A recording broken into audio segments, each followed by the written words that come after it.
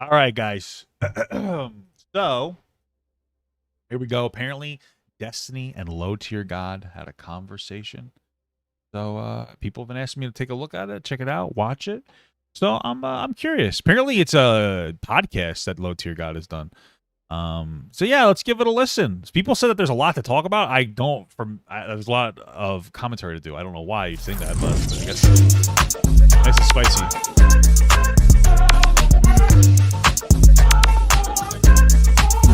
Kind of vibing on this. All right, we good?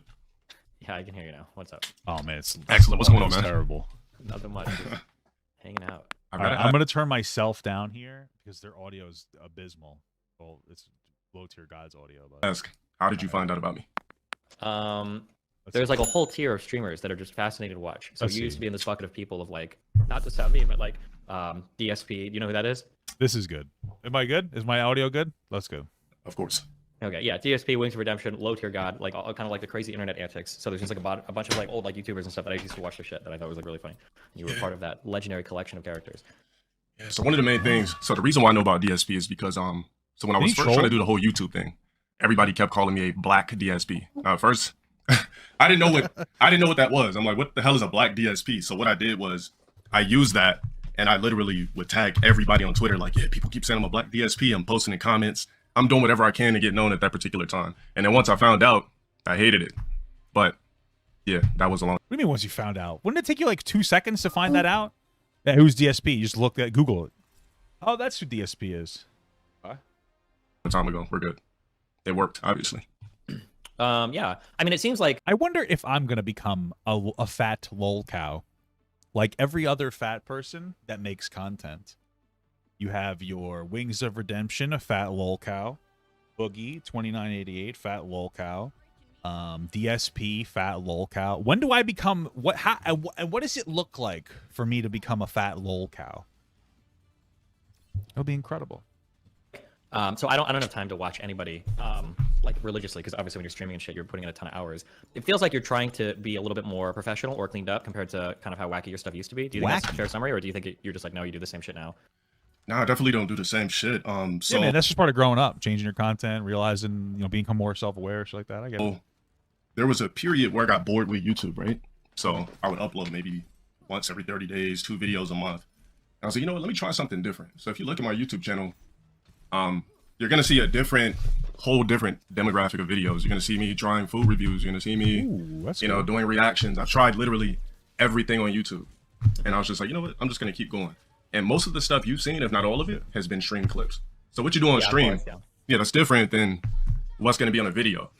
So I would definitely say, as you, become seasoned in the game, of course, you change things up. So yeah, Okay. I like where I'm at now more than ever. I'm actually enjoying YouTube. True. I It's not- feel that, man. Changing your shit up a little bit so that you actually enjoy yourself. It's a big deal. Keeps that longevity in there. And you know what one of the good things is I think that we're seeing... Oh, they added Bastion back in the game. Oh, I'm dead.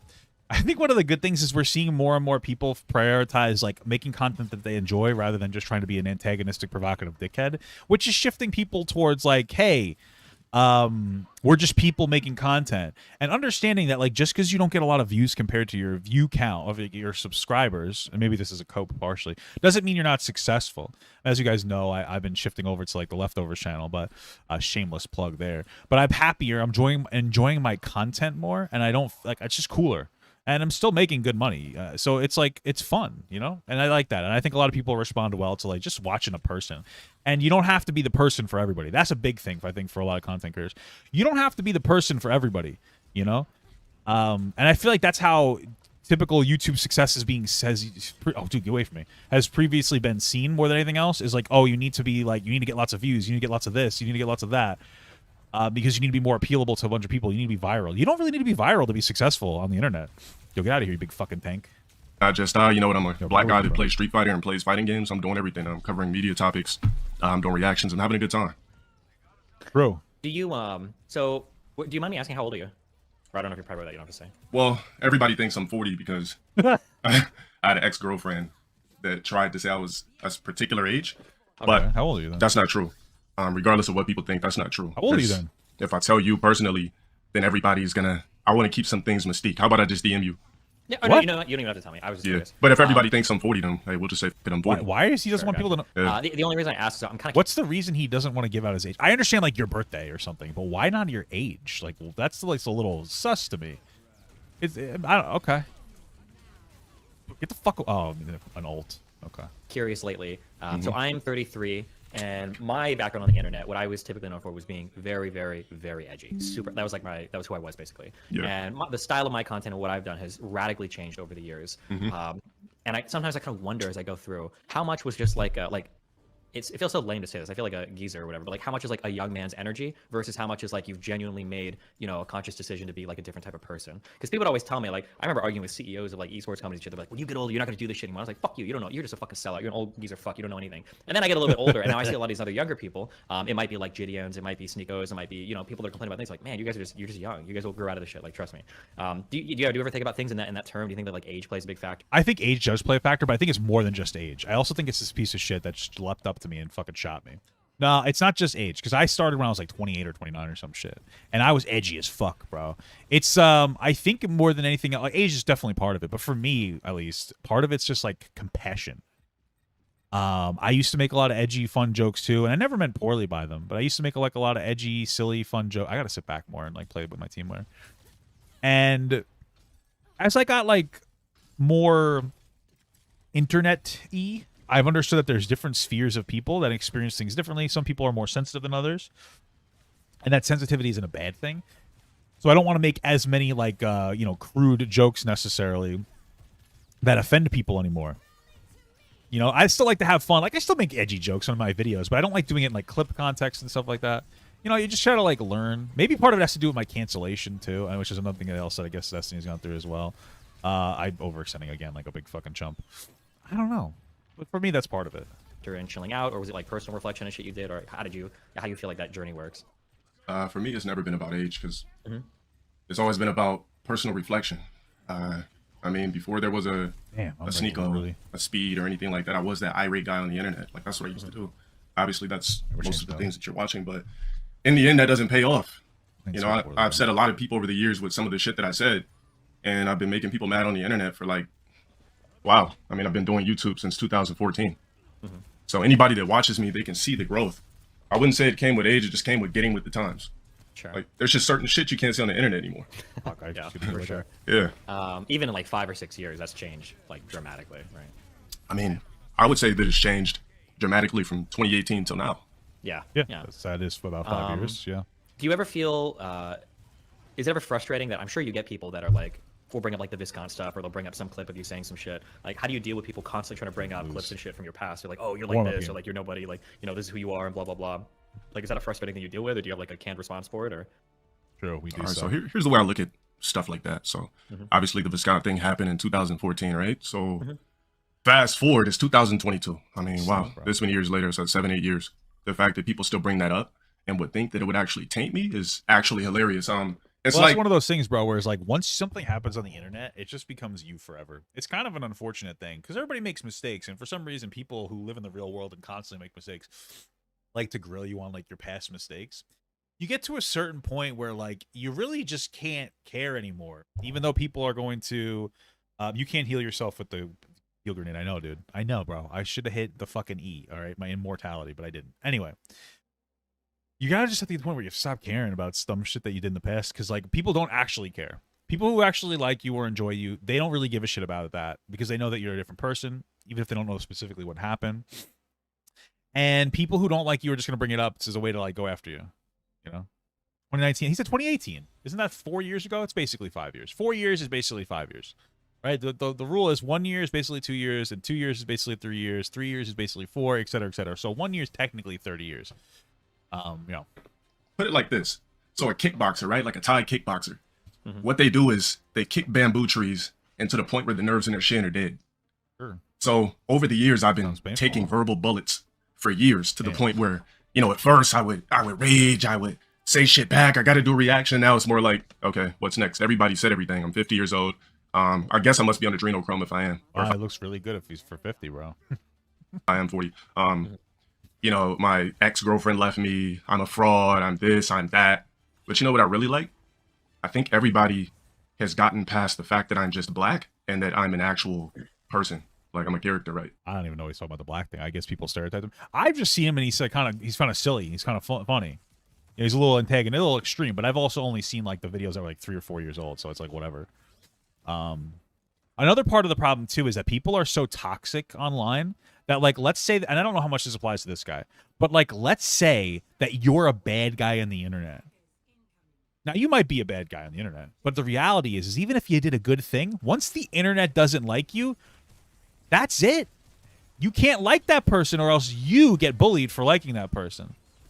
So like such a small amount of people dictate the the status quo for everybody. It's you can look at an extreme example like Trisha Paytas. I noticed that she's shitty and all that, but like that's like the example. You can't like somebody like that or else you are going to get bullied on the internet. It's fucking crazy. You go on Twitter and be like, "Hey, I kind of like this guy that may not be the most palatable." "Oh, you fucking piece of shit. You need to die." It's fucking crazy. It's fucking crazy. I'm not getting any heals, bro. I'm also not healing that guy. Damn, are my healers dead? Okay, I guess so. It's not just, oh, here's this black guy. It's like, oh, it's LTG. So that's what I always wanted. I wanted to cross over to the point where you wouldn't look at my ethnicity, but you just look at me as like, okay, it's LTG. It's that guy. Do you feel like in the beginning days of the internet, do you feel like the thing was like a big part of how people treated you or interacted with you? Why is the audio Nobody's so gonna believe bad? this for me, but the only 2 times in life I felt like I've ever personally dealt with racism to any extent is there was one time when I was 16. I kept telling this girl she had cone titties, so she called me the N-word.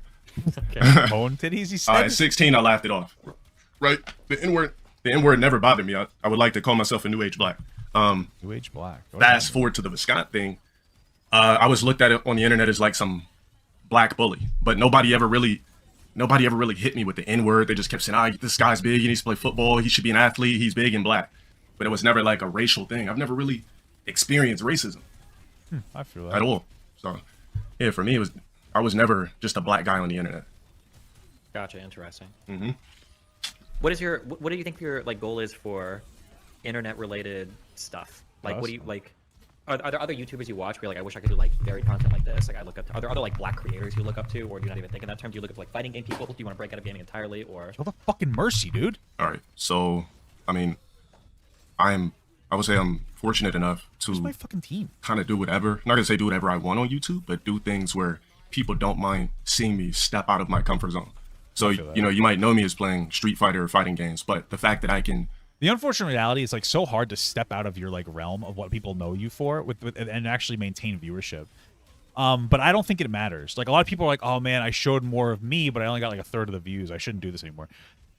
The way that I've been trying to look at shit lately is like if they make a video and it gets 100,000 views, that's awesome. If I get a video that gets 5,000 views, that's still not bad. Because that means that 5,000 people who really like me, that could have been their favorite fucking video.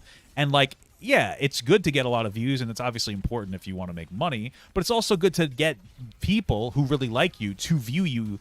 And if that makes them like you more, then fuck, that shit was worth it then. That's a big thing I think that people really need to focus on more than anything else. I think it's a really powerful, impactful thing. And people don't really look at it like that too much. You know? Oh, I'm going to get spanked. do a topic on Kanye West or what's her name, Amaranth, or I forgot, I don't know how you say it. Amaranth, yeah. Yeah, I could do a topic on her. I can do a topic on Jidian or any other popular YouTubers.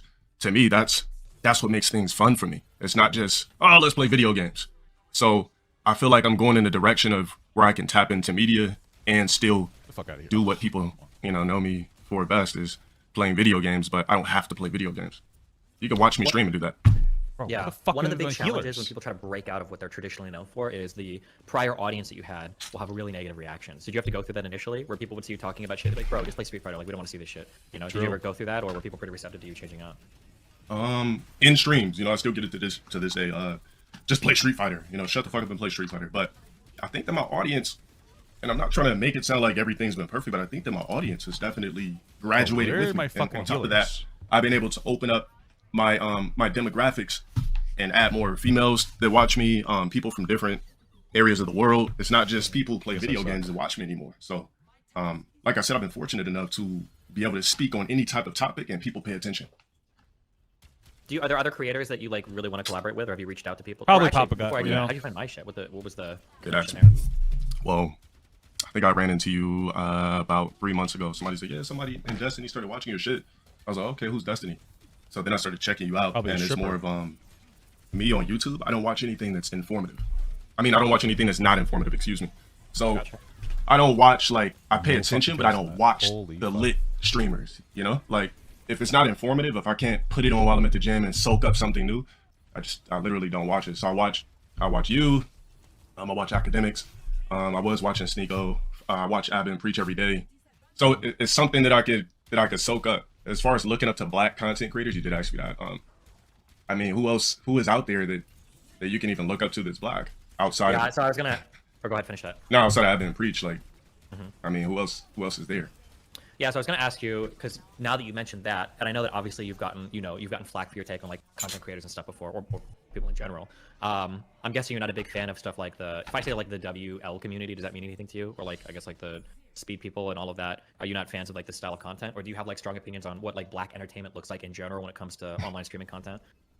I'm not gonna say I'm not a fan because I mean I pay attention, and you know I was that, you know, I was in the shoes of being, you know, a young content creator just doing whatever the fuck, trying to get known, trying to be seen. So I don't dislike it, but I feel like there's no black version of Destiny, right? I mean, there's not too many of us that exist that I don't know, isn't dude. more- Destiny's like a black stripper's name, right? Black woman stripper's name. Maybe that's racist to say. more of I on don't an know. urban scale. Like if you find them, it's like everything's urban. Like we only report, you know, drama, shade room drama. Me, I'm a black guy that talks about everything, but I just happen to be black. But I don't let the fact of me being black, like that's not what you're looking at when you come to my streams. That's not what you're looking at when you come to my videos. I just happen to be black. That's it. Gotcha. I need to stop saying gotcha. Yeah. So it's a really interesting topic to me because like it's it's interesting because I don't have to personally deal with it, so I can just be Yeah. interested. I don't have to worry about like these types of expectations or anything. Yeah. But something that I've spoken with about a lot of like creators and people in general is there's always kind of this weird line between like what is being like a race traitor. Like you've been called, I'm not gonna say the words, but like you've been called like C words or Uncle Tom or whatever. He's been called a race trader. Why was he called a race trader? What is it that he said? Or people will say that like you are racist, you self-hatred, you hate people. There's always like these this fine line between like what does it mean to be black versus what does it mean to be educated versus what does it mean to do like black entertainment versus whatever entertainment. Have you spent a lot of time personally kind of like thinking about I guess like your way of approaching those topics or the type of engagement that you have with that stuff? And then obviously I know you must have seen like a lot of like the feedback that people give you and everything in terms of like, oh, like he's self-hatred, he hates people, blah blah blah. Have you thought about all of that? Yeah, for me, I've always been that black guy that people made fun of for the way I spoke. Or that's just the way it's been. Like growing up, I've always been that guy that's never been liked because I was never enough. So, He said he was For never, me, he was never black enough. Is that what he said? Why? Because did he like speak articulately? That's some like self-hating like black community shit though. Honestly, like you don't speak black enough. Why? Because because you sound more educated. I've heard that before from other black people. It's such a bad toxic like mentality to like engage with. Because black people are fucking just as intelligent as white people. So when you have this like, because that's just like that's doesn't not exactly. It's very self-defeatist overall, bro. I don't know. I've always been called like, oh, you're a C, let's just call it double O. The C, I call it a double O, the C word. Sounds kinda cooler You're to me, Uncle Tom, this and double that. O. My thing is, 007. I'm not the guy that is going to sugarcoat the shit I do. So in the community, if you don't ride the wave, if you don't go with the grain, What the fuck is then you're a sellout. Alright, If you don't, if you don't speak cool enough, you're a square. So I mean, I've been hearing that since I've been in the third grade. Like, oh, you're a square. Oh, he's soft. Blah blah blah. So for me, it's like I got to an age after trying to be accepted by a certain part of the community. I got to an age where one day I just said, "Fuck it." You know what? Instead of me trying to put up a facade on how to be, you know what? I'm just gonna be me. There was a particular time where I had like ditched all of my friends that worked, and then I had switched over to only try to hang out with. And this was, when I was a teenager, and it was just one of the worst experiences. I had to fake being who I was. I didn't play video games anymore. I wasn't having fun. I felt like I was getting in trouble. So for me, it's always been a thing. I've never been fully accepted in the community because I was never enough. But now I'm myself to the point where I really just don't give a fuck. Like you're either gonna like me or not, instead of worrying about being accepted. Gotcha. Okay. Feel that, bro? Feel that, dude? Just gonna ask you, So Yeah, people used to make fun of me a lot too when I was younger, because I was in the locker room one time and they saw how huge my dick was, and they used to make fun of me and call me like, you know, Batman. I'm just kidding. It's a fucking idiot. I'm sorry. did you pay attention to the whole, drama with Twitch about, Twitch allegedly being racist and oh my God, blacks, they're not showing black creators enough love. Yeah, actually, that was one of the things that I think I saw. I think you saw me reference your takes on it when I was on No Jumper. I think I saw that. Yeah. Yeah, What but did it he was say? basically, yeah, I kind of agree with you that like it seems like there are aspects of entertainment that are a little bit intrinsic to the black community that's probably not like, I don't know if I'd say white culture, maybe corporate culture friendly to, to Twitch, and that's why That makes they sense. probably don't feature the content as much. Although they've started to now, they're tweeting about it and shit. But Yeah. yeah. I mean, I felt like they had to. No company wants to be labeled Racist. a racist. So I guess if people keep calling you out for it, I would say, especially blacks in general, we like to. I'm gonna say we because I'm black, so I can speak, for a portion of blacks. I feel like we like to Bro, use the it's pandemic not 4 inches. It's like 4.5. Wow. guard. I feel like we think that a lot of shit is just owed to us by default. And for me saying this, I'm gonna be looked at as Uncle Tom. I feel like we're in a country where there's nothing stopping black people from being millionaires and being successful. Yet we're still complaining about shit when literally the world is opened up to us. Yeah, like listen, obviously, like I wouldn't agree with all of that. I get part of what he's saying. It's like part of what DJ Academics was saying when he talks about reparations, when he's talking to Hassan. He's like, yeah, the reason I don't talk about it is because I know it's never going to happen. And I feel like there's some people, not all people, but some people who are like waiting for reparations to be successful rather than trying to grab life by the balls. And obviously that could be, damn, that guy fucking went on. That could obviously be difficult. These are very nuanced conversations that aren't like as black and white. But I don't know. Part of me feels like, and this might be a little out there, part of me feels like one of the reasons why some of the content in the black, I guess the black community is a little more edgy is because white people are more policed on edgy content. Like, I feel like that's true, especially on the internet. I'm not saying it's a bad thing that we police white people on edgier content. I'm just saying that I've noticed that generally speaking, white people tend to be a little bit more policed on some of the content they make. So maybe that's why it's not as edgy. Could be wrong, but that's one of the things I feel like is a possible aspect of it. Which is kind of some of the things I'm going to talk about tonight when I speak on Kanye West. Is you got a guy who was worth so many millions, but it wasn't even about everybody being unfair to blacks while he was with Kim Kardashian. It wasn't about God. At first, Kanye West, he actually had albums where the front cover was devil symbols and Lucifer worship. And then all of a sudden, when he feel like his corner's backed against the wall, now it's let me bring the rest of black people in here. Oh my God, it's about God now. So people we like to use the pandering card. We like to use what our ancestors went through as a way to try to get what we want, and we know what the hell we're doing. Like, I knew what some of those Twitch streamers were doing. They're calling Twitch racist, and they have a big platform. So with them calling out Twitch saying, you know what, you guys are racist because you didn't put us on the front page, when Twitch has literally put plenty of black creators on the front page. I'm sorry they weren't jumping around doing backflips and, like I said on the video, ordering Domino's pizzas. But, I mean, I've seen plenty of black guys playing the drums and doing a bunch of shit like that on the front page. I've seen it plenty of times. I've seen black girls in cosplay. I've seen it all. Mm-hmm. Do you think that when people complain about this type of stuff, so you've watched Kanye, which Kanye West interviews have you watched recently? I guess we can preface it off with that because you're going to talk about that later tonight. I mean, I've seen, I watched Drink Champs. I got halfway in, and all I could really get from it is you got a guy who didn't really speak on this type of shit to the level when it comes to being so much black until Why is he censoring the word black every single time? his wife was fucking a guy that wasn't. So I feel like that was the nail in the coffin. On top of that, there was a clip where he was, I guess Charlamagne, he brought it up, where he was saying, oh, you know what? You're not going to do anything, and she's a white boy with a 10-inch penis?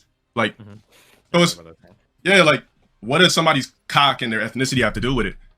And I think Interesting. I didn't watch Kim it, is so I don't what know the specifics. caused him to go haywire. It wasn't about, people are treated unfairly. I feel like in America, aren't treated unfairly.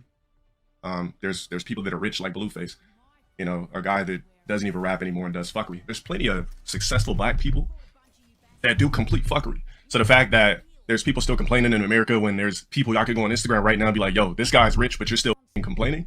Yo, I really just don't get that. Well, here's my thing with Kanye, and I'm just gonna say it. It's interesting to me that Kanye is talking about how it's like a black issue, and that's like the justifier for some of the anti-Semitic shit he's saying, where he's blaming like Jewish people. But like, you're worth $2 billion with a really powerful voice. Why don't you spend your time, energy, and effort trying to advocate for programs that would help the black community rather than shitting on Jewish people? You know what I mean? Like, that just seems like a little bit of an excuse. I mean, you're a billionaire. You could have a lot more impact in a positive way for black people rather than like using it in like a negative way for Jewish people. You know, and that type of rhetoric caused like the Holocaust. You know what I mean? DEFCON on Jewish people. Like, yeah, not really a very positive thing. Not helping black people. So, Do you think that when like if you're well, I don't have to say if you are a black person. Do you think that when as a black person, when you look around and you see so many white people or Jewish people in Kanye West like sense that are like at the heads of banks or heads of finance, when you see white people that can say things like, oh yeah, you know, like my great granddad, you know, he came over here, he had a business in New York, and you know, we've had this family, we've lived in this house for, you know, 3 generations. And then you've got some people who are like, oh yeah, like my grandma couldn't go to a school with white people in it, she had to drink on like, you know, colored only water fountains and stuff. Do you think that some of the resentment is legitimate, where people are like, yeah, you know, like today, at least by the letter of the law, black people are fine, right? There's not like laws discriminating explicitly against black people. But when you look at like the types of people that get arrested for marijuana, the cities that black people, or the parts of cities that black people tend to live in, like, and the fact that none of that is on accident, right? There's like stuff that happened in the past that basically set the black communities up for failure. Do you think it's okay for any of them to feel like there is some resentment there, where it's like, yeah, sure, maybe it's not, you know, explicitly fucked today, but it's not like we're all like this, you know, by accident. You know, in some ways it was by design. I would say by programming, by default, there's going to be some resentment, because if you look around, there is no authentic community. If you can name me one, I would love to hear it. You can interrupt me anytime you want. I talk about this all the time. That, like, in terms of music, like hip hop is a very black thing, rap is a very black thing, right? I don't consider that culture. I consider that a genre. It's not actually a culture. So when we call hip hop a culture, let's compare it to let's compare it to, you know, African culture. That's culture. So well, I mean, I think it develops into a culture, right? Like, I understand what he's saying, but you know, it's just like a different, I guess it would be like black American culture. I'm getting swept so hard today. Like, am I this fucking bad at the game? Jesus Christ. Probably. But yeah, I would say, I guess there's cultural aspects to it. It's just like American, like a black American culture rather than like African American culture, right? I guess that makes more sense.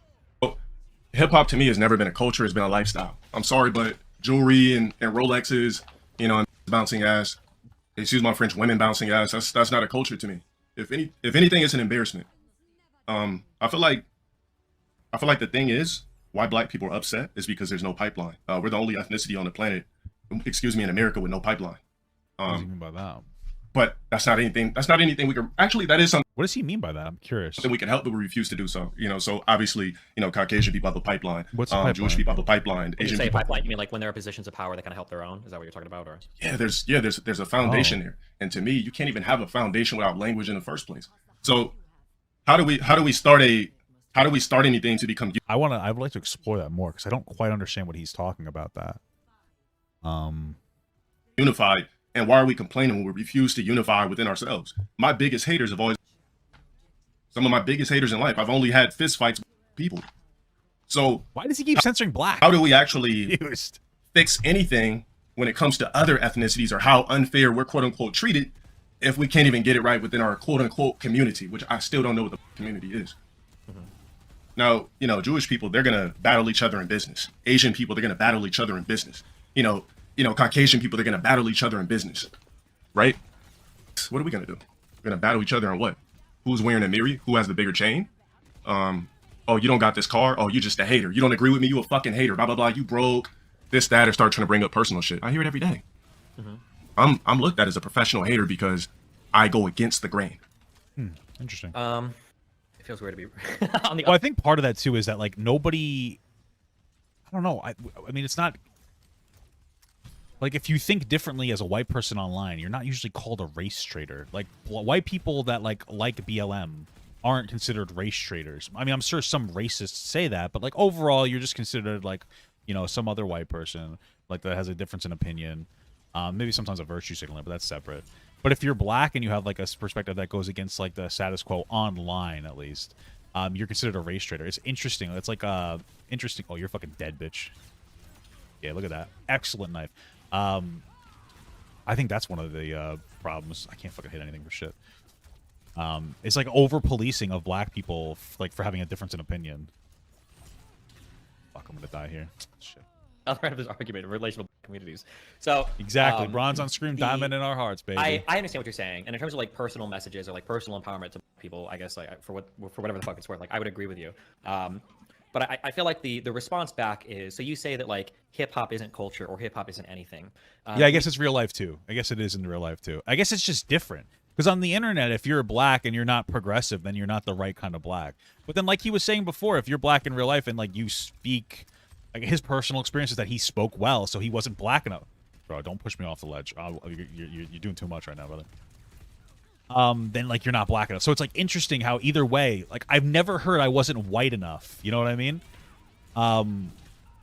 Ever. When you talk about like communities battling each other for power, when you talk about like communities battling each other in the ways that they do, right? Like Chinese people might compete in Want me to play education, this? Jewish people might Let's do compete it. in business, white people might compete in whatever the fuck white people compete in. It feels like there are very long and rich histories of that type of competition. Jewish people have treasured and valued education and financial prudence, like all throughout their history, right? That's what they're known for a reason. White people have valued, whatever expansion, colonialism, expanding their empires, capitalism, wealth throughout their history. Chinese people, especially the wealthy ones that immigrate to the United States, value strictness in their culture, educational attainment, the accomplishments of their children. When you look at I'm going to say African Americans, because for the United States, African immigrants are different than African Americans, people that came from slaves. When you look at African Americans and their place in the United States, it feels like they weren't allowed to have that same history. And I know that's not satisfying for like an excuse used today, but I feel like there's a difference when like a white person can say, my granddaddy did this, he started this farm, he had this business. A Chinese person could say, my family immigrated from Beijing, we did this, et cetera, et cetera. But for black people, I don't even know what country my family came from because we came over on slave ships 200, 300 years ago. I feel like and so then when you look at like Jewish people fighting in business, white people fighting in finance, Chinese people fighting for education, black people had levers on culture, gang wars or drug trades or rap music. These are the only ways that people were allowed to rise up and compete in the United States. For like a white kid like me, I never thought like, do I need to sell drugs to be something? No, because I'm a white kid. I went to a prep school. My path was towards college. But for for a black person growing up in the ghetto, it's like, well, what is your area to compete in? How can you be a man? How can you prove your worth to somebody? You're probably not going to be working on Wall Street. So the only options available to you are, things like violence, things like drugs, or if you're, really talented, being a good writer, being a rapper or something. And I think that's kind of where a lot of the culture of the black community shifted. I don't think it's because of any intrinsic aspect of being African American or being black, but because that's kind of the historical lot they were given in the United States. I feel like that would be the explanation for why black people value the things they do culturally in the United States. Yeah, go for it. Okay. That's funny you talk about this because here's the cold reality. And I talk to my friend about this all the time. He's an African guy. He came over here, some years ago. And here's the cold reality. So let me ask you real quick. Yeah. The most successful black people on earth are involved in what? Entertainment? Exactly. So I don't know. I look at things in a very when it comes to, I'm not going to say conspiracy, but I'm the type of person that believes there's different realms, multiverses and things like that, multiverses, whatever you want to say. So I feel like I don't need to lower my sensitivity. I just need to be better at the game. Okay. In this multiverse, blacks, this is just where we're at. There's probably another multiverse where blacks are on top. But as far as like how you become a black person of importance in this timeline, it must be involved with entertainment. Everybody has the blueprint has already been laid. You want to. Well, see, that's the interesting part about it, though, right? It's because, like, yeah, a lot of black people are in entertainment, which is like, music or basketball. A lot of luck jobs. It's a lot of jobs that are like they get very lucky in getting into. It's like there's 5 jobs, or there's like 100 jobs for like 10,000 people, kind of a thing, right? And that's the unfortunate problem. Because I've seen like videos and stuff of like other black people, like black community leaders, talking about how like everybody wants to be a basketball player, but there's only like 20 people trying to be basketball players, or there's only like 20 positions or whatever, but nobody wants to be a computer scientist, and then it's not even that they don't even want to be one, but then like where's the access to being able to have the ability to be a computer scientist in the black community because of like a lack of resources and like lack of computers. I mean, the textbooks are old in a lot of poor communities. Black people tend to be disproportionately poor. And then it comes down to, and this is unfair, but like bring back to Kanye West, how many black people get rich and then try to share the wealth, try to advocate for more resources in the black community? And it's not fair that you'd have to do that, right? Like you shouldn't have to do that. White people don't have to do that. If I get rich, I don't have to create an entire community organization to help other white people because we're doing fine. But it's one of those things where it's like, it's not fair, but like you don't see it a lot. You don't see a lot of like rich black people, like black people get rich and then try to advocate for like their own, you know. And maybe I'm just ignorant and I haven't seen it, but and I know it's unfair, but you also don't see that too much, honestly. And that would probably be what would need to happen, you know. You want to be known, you want to be important in society, you must do entertainment. Entertainment is in the form of being a professional athlete, being involved with the media, being an actor. You have to be involved with entertainment. If I'm a black engineer and I have a white girlfriend, right, and I go to meet her parents, the first thing they're going to do off tops is judge me based off of my exterior. They're going to be like, oh, wait, you're a 6'5" engineer? Oh, wow, you never played ball? But if it was any other ethnicity that she brings over that happens to be a 6'5" engineer that's going to be good enough. I don't know if I agree with that. Listen, I don't know if that specifically, I don't know if I agree with. So I'm 6'4". I'm a very intelligent person. I was like a double honor student. Like I was actually very good at math. I could have become like a computer scientist. You know, I dropped out of school. A few things went wrong in my life, but I was going back to school to be a computer like engineer. And then I got lucky on the internet. Every single time I've ever met anybody ever in my entire life, like a girlfriend's parent. Oh, so you play football? I'm 6'4". I'm huge. I feel like that happens to people in general who are just big, who are just large and athletic looking. I mean, maybe part of that's tied to him being black. I'm not saying it's not, but I'm saying like I've faced that experience as well. They just expect you to be like some big dumb fucking football player, rather than somebody that's like intelligent or articulate. That's just been my experience, you know. There's almost like there's a bar set for blacks to be super successful because anybody that's known or anybody that's on the highest level of life right now that are billionaires is involved in entertainment. I don't know if there's a high bar for black people to be successful. I'm a little confused with what he means by that. Mm-hmm. Name me one black billionaire that's not involved in entertainment. The only way black people can literally succeed on a crazy level to the point where society even gives two flying f***s about us is entertainment. That's just the way it's written. That's for really anybody, I guess, right? Like, but that's, I guess, one of those things like of having more realistic goals. You don't have to be crazy successful to be successful. You could just be like $100,000 a year successful, solid too. You know? Maybe if, let's just say this, maybe if black people were the first people with ships and guns that said, hey, we're going to sail the seas and conquer everything, the world will be flipped upside down. He's probably right about that. Honestly, he's probably right about that.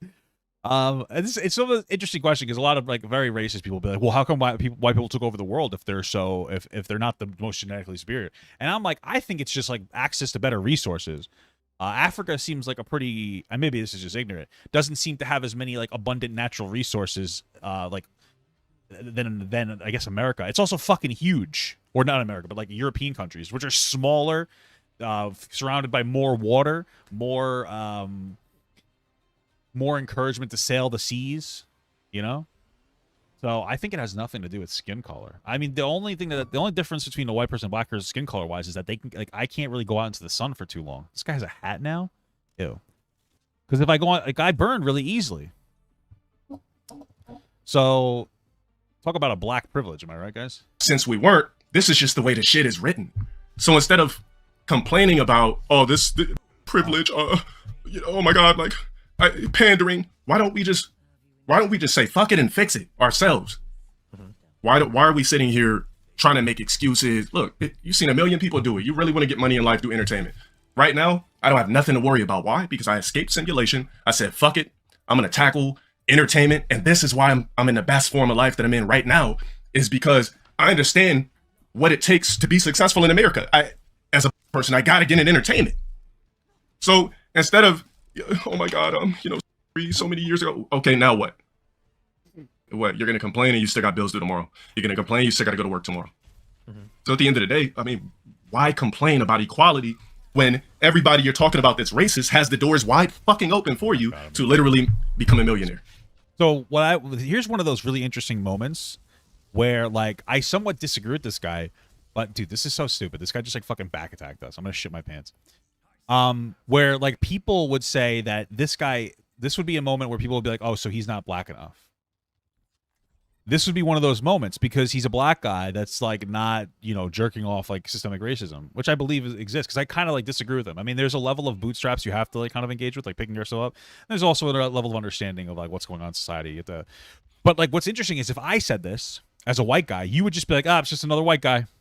But since a black guy's saying it, now he's not black enough. And so like that's one of those really interesting things. It's like he's not allowed to have like a difference in perspective without being considered not black enough. Whereas I, as a white guy, it's just like, okay, you know, he had a different life experience that brought him like a different situation in life, and like people, because of that, but just because he's black means that like he's gonna be less than, he's not black enough, just like a lot of people, and it's kind of an unfair standard to be set.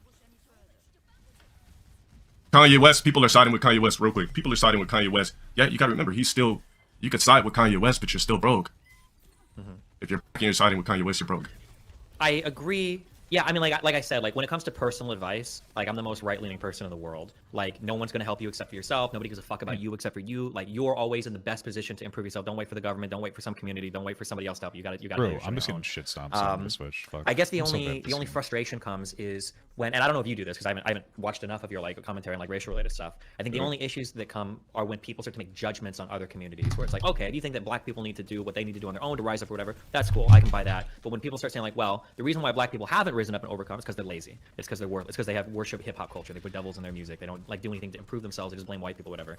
And while there might be elements of truth to this, that maybe the externalization of problems on other communities is bad for the black community. Fucking backhead, dude. I think there's still like I feel like there's a justified anger there when people are like, okay, like, yeah, you know, for 250 odd years in the United States, your lot has been fucked, but now it's time to get over it in, you know, 1.5 generations, essentially. I'm empathetic towards that frustration, I guess.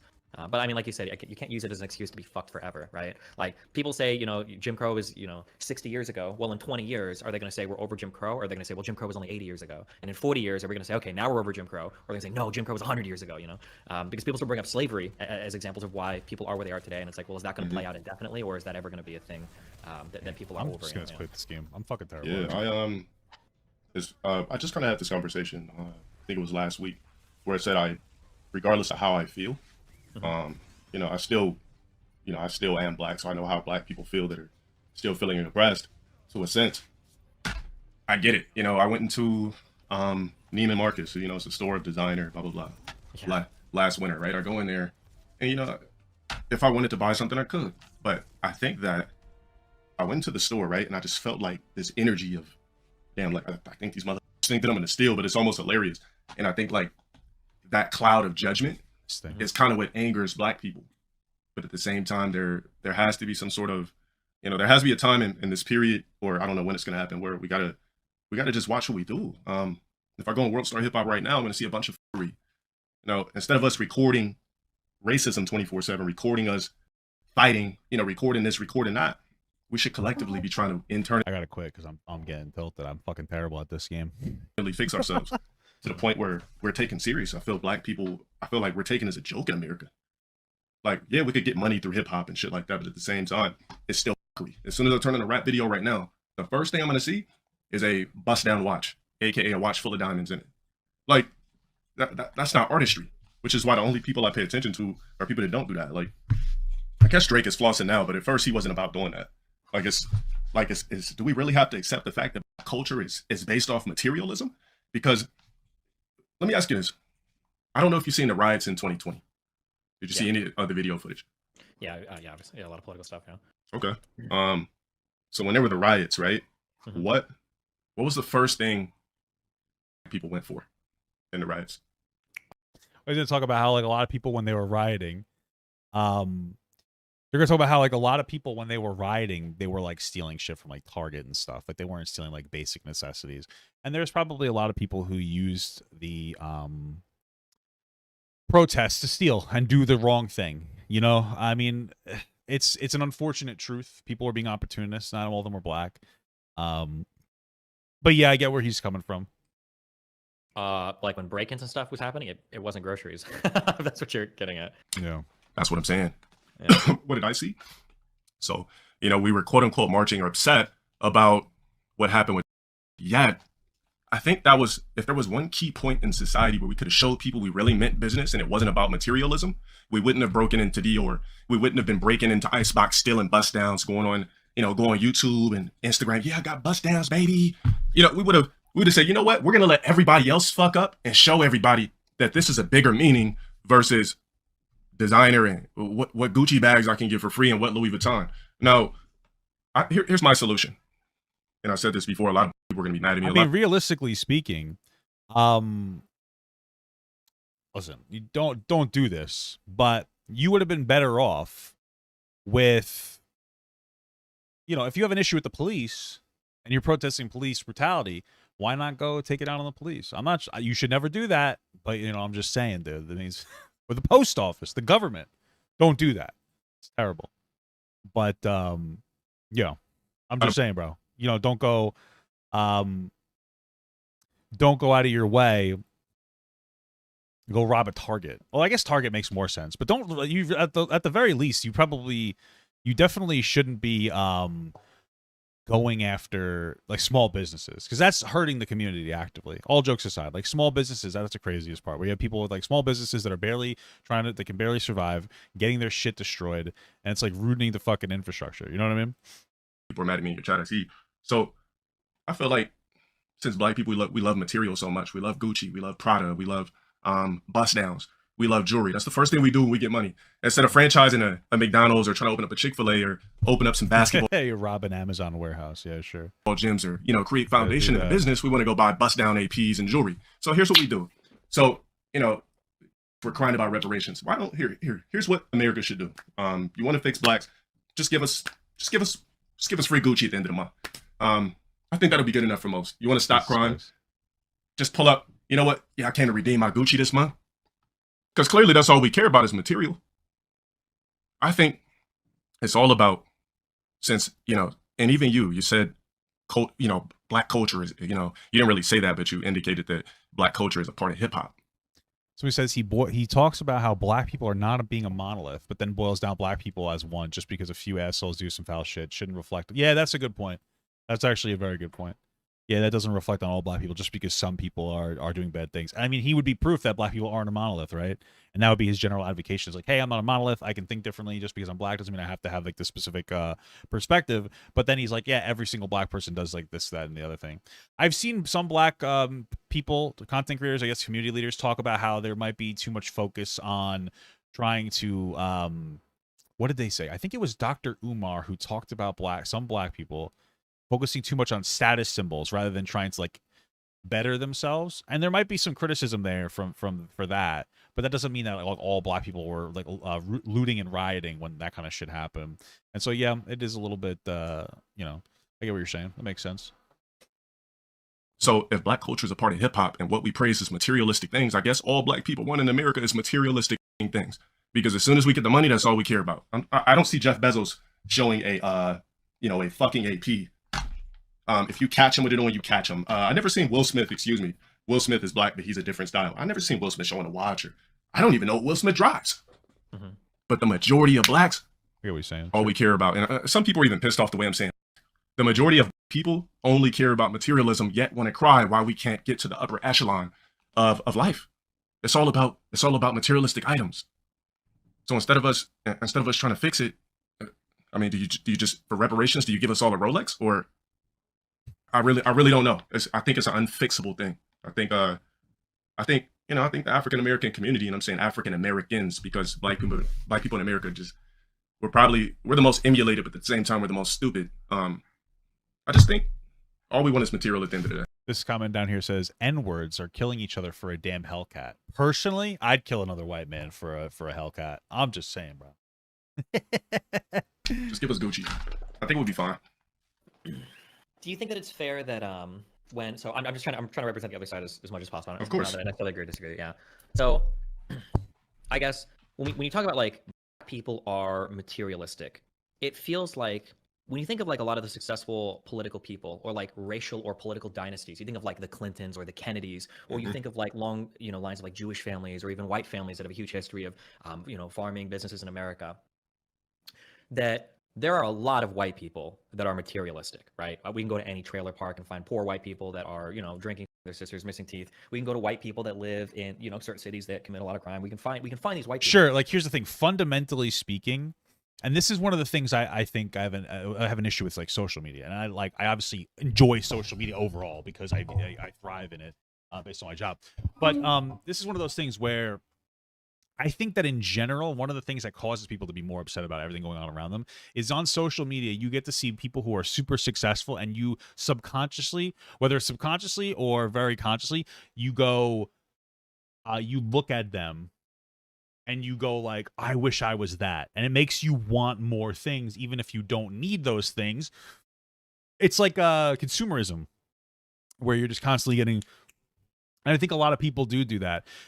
But I wouldn't really be able to point to like a white culture that advocates for that, I guess. Whereas like, you know, rap tends to add some types of it, not all of it, advocates for like a lot of fancy stuff. But like, yeah, we're all very materialistic. I have a whole fucking wall of Funko Pops. Thing is that those are like $12 each, right? But I think that's a fundamental problem.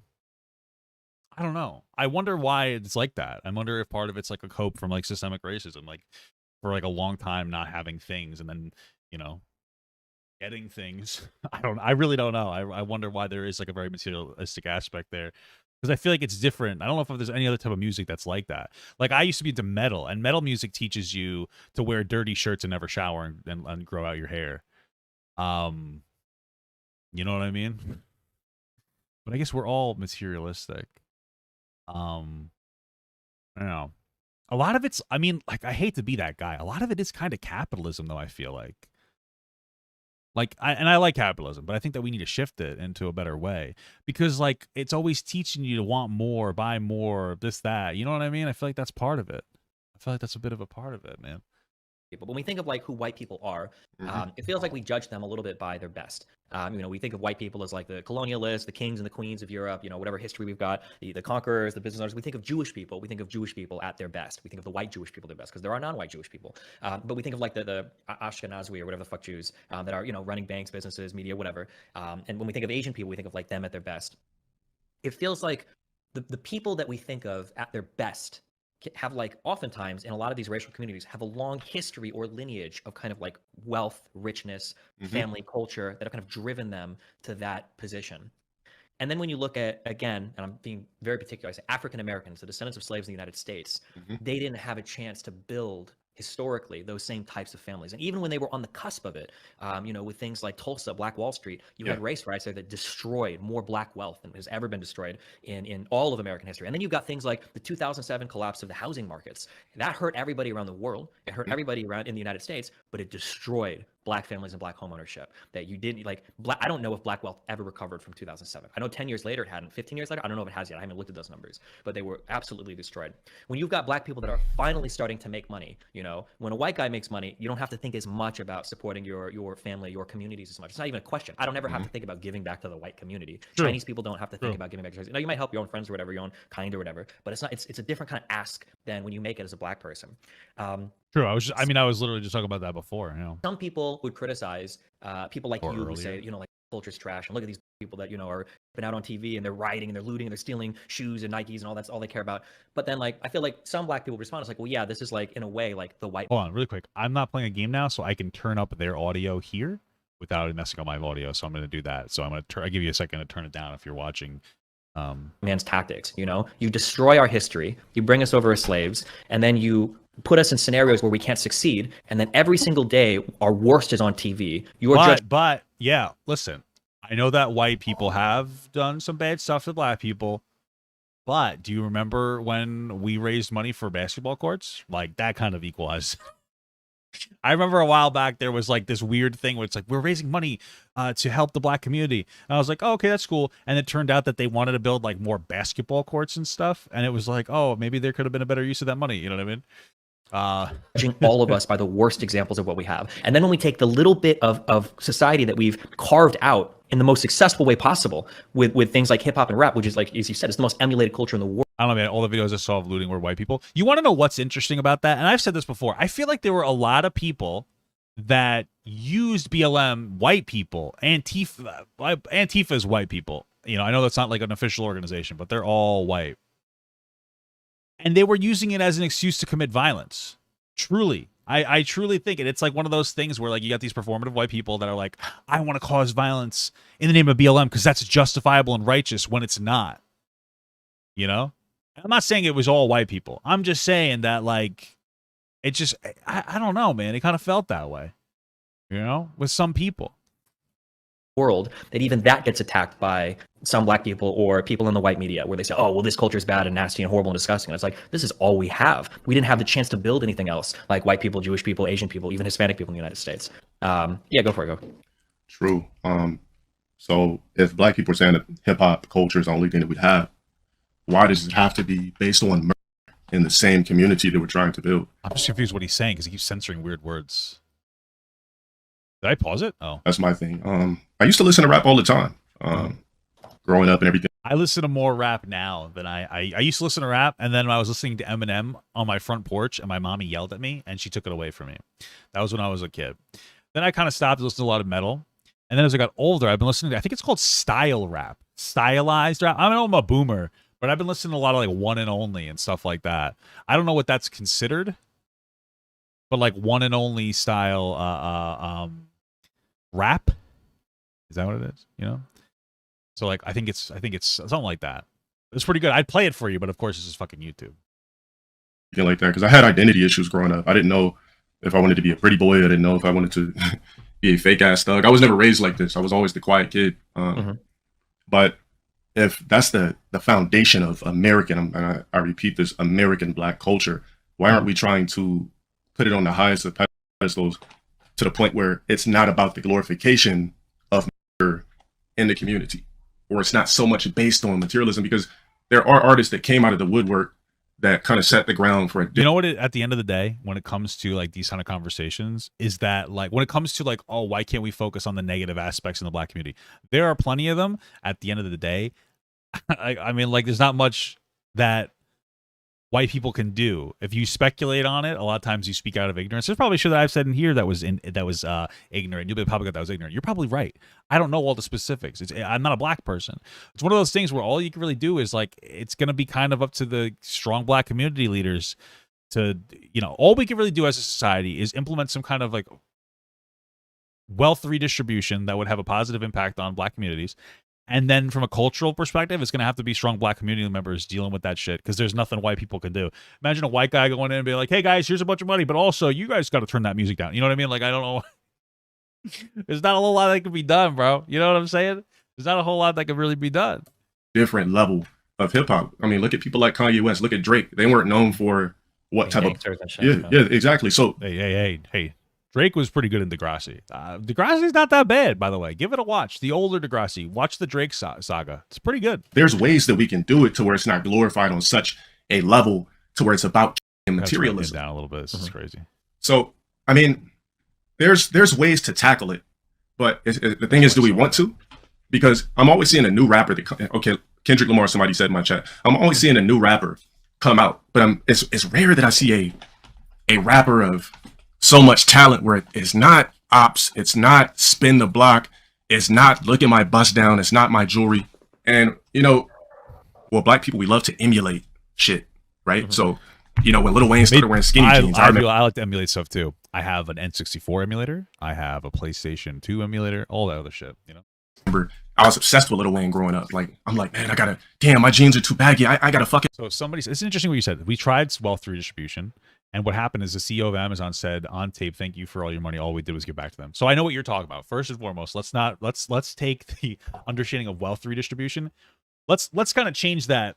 What you're thinking is like 2 years. What I'm talking about is like that's what helped us get out of like the Great Depression, right?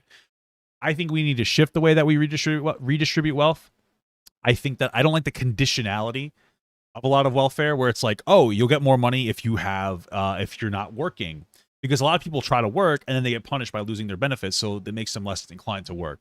Stuff like that, I think, would be, you know, a negative thing. You know, there are people who are maybe have a disability that can't really work, but they're afraid to go out and even exercise because they're afraid they'll lose their money. I think that we need to kind of like shift away from conditionality of some of the welfare programs and implement more towards like a universal basic income. That's a whole other conversation to have for like a different time. When you're talking about giving it back to Amazon, Amazon was like one of the only services that could provide a service during the pandemic. So like, yeah, it was nice that they did those things, but it's Amazon not paying their workers enough and not paying their taxes doesn't mean that Amazon doesn't provide like a really good service for people of getting like goods to people's houses that they need. So like, yeah, people might have gotten stimulus packages and then gave it to Amazon, but they didn't just give it to them. They were the only business available to give them toilet paper and food in some instances, or particular goods and services. The issue with Amazon is that they don't pay their workers enough and they don't pay enough taxes. It's not that they don't provide a service. They provide a tremendously positive service. right? So let's keep that in mind when we talk about these types of things, right? And like realistically speaking, I saw this video the other day. I should have saved it. I might have actually looked for it.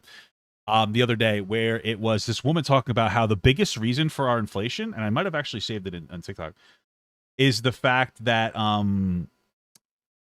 like corporate businesses are giving themselves so much like, oh, I think I have it right here. I want to watch this video.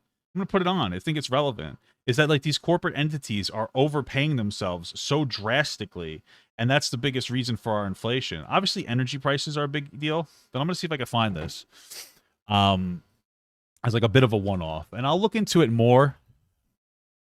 But it was like a pretty interesting video. So here's the video. So all right, let me just play. It's really quick. It's a TikTok. It's only a minute long. So here.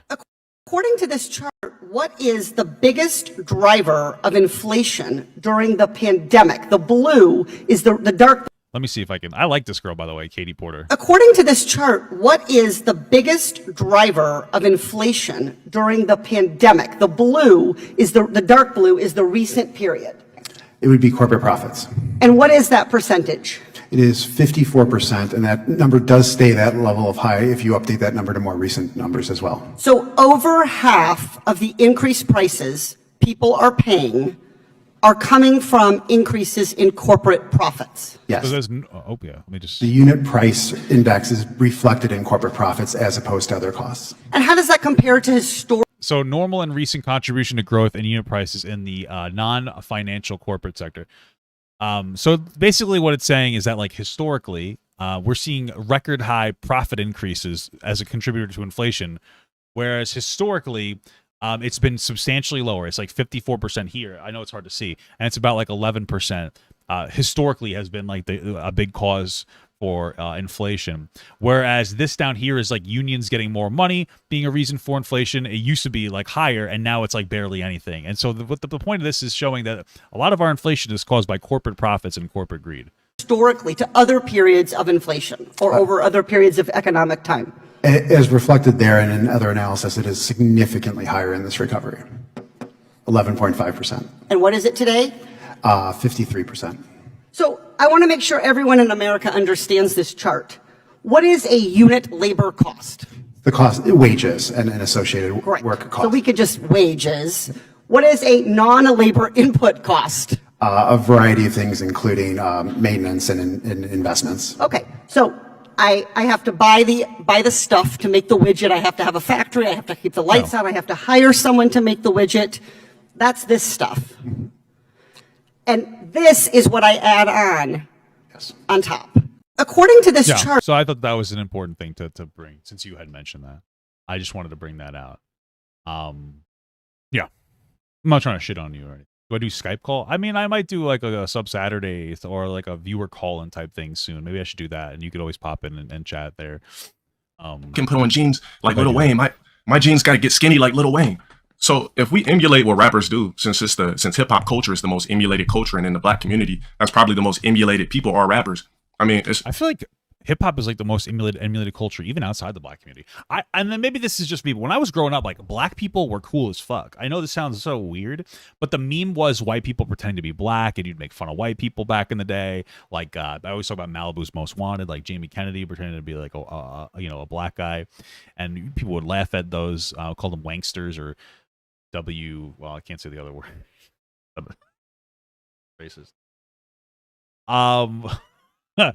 You know, or maybe K-pop, maybe anime culture, maybe that's what it is. But nowadays, I guess maybe that is shifted. But back then, you know, it was cool. I want to be Black. You know what I mean? Everybody wanted to be Black, and then you grow up and you learn about systemic racism, and you're like, oof, you know, I guess I really didn't. You know, I feel like it is still going on though, right? But like Asian influence is definitely like, or Asian culture is definitely influencing our culture at like a very high rate. K-pop, anime, sushi, Chinese buffets. I know you think I'm kidding about half of these, but I'm kind of serious.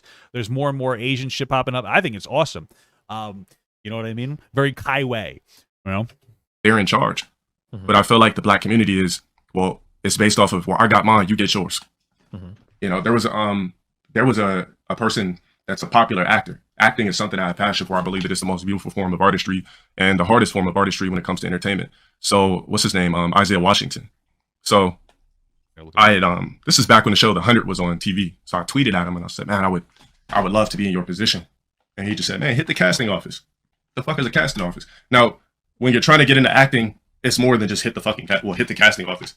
It's like there's no pipelines. I'm not asking for a handout because that's not even how I got in this position. This but guy. it's just like, Dan, that's all you got to say. Like, I'm not expecting you to say more, but it's like, if that was somebody else, okay, what does hit the casting office mean?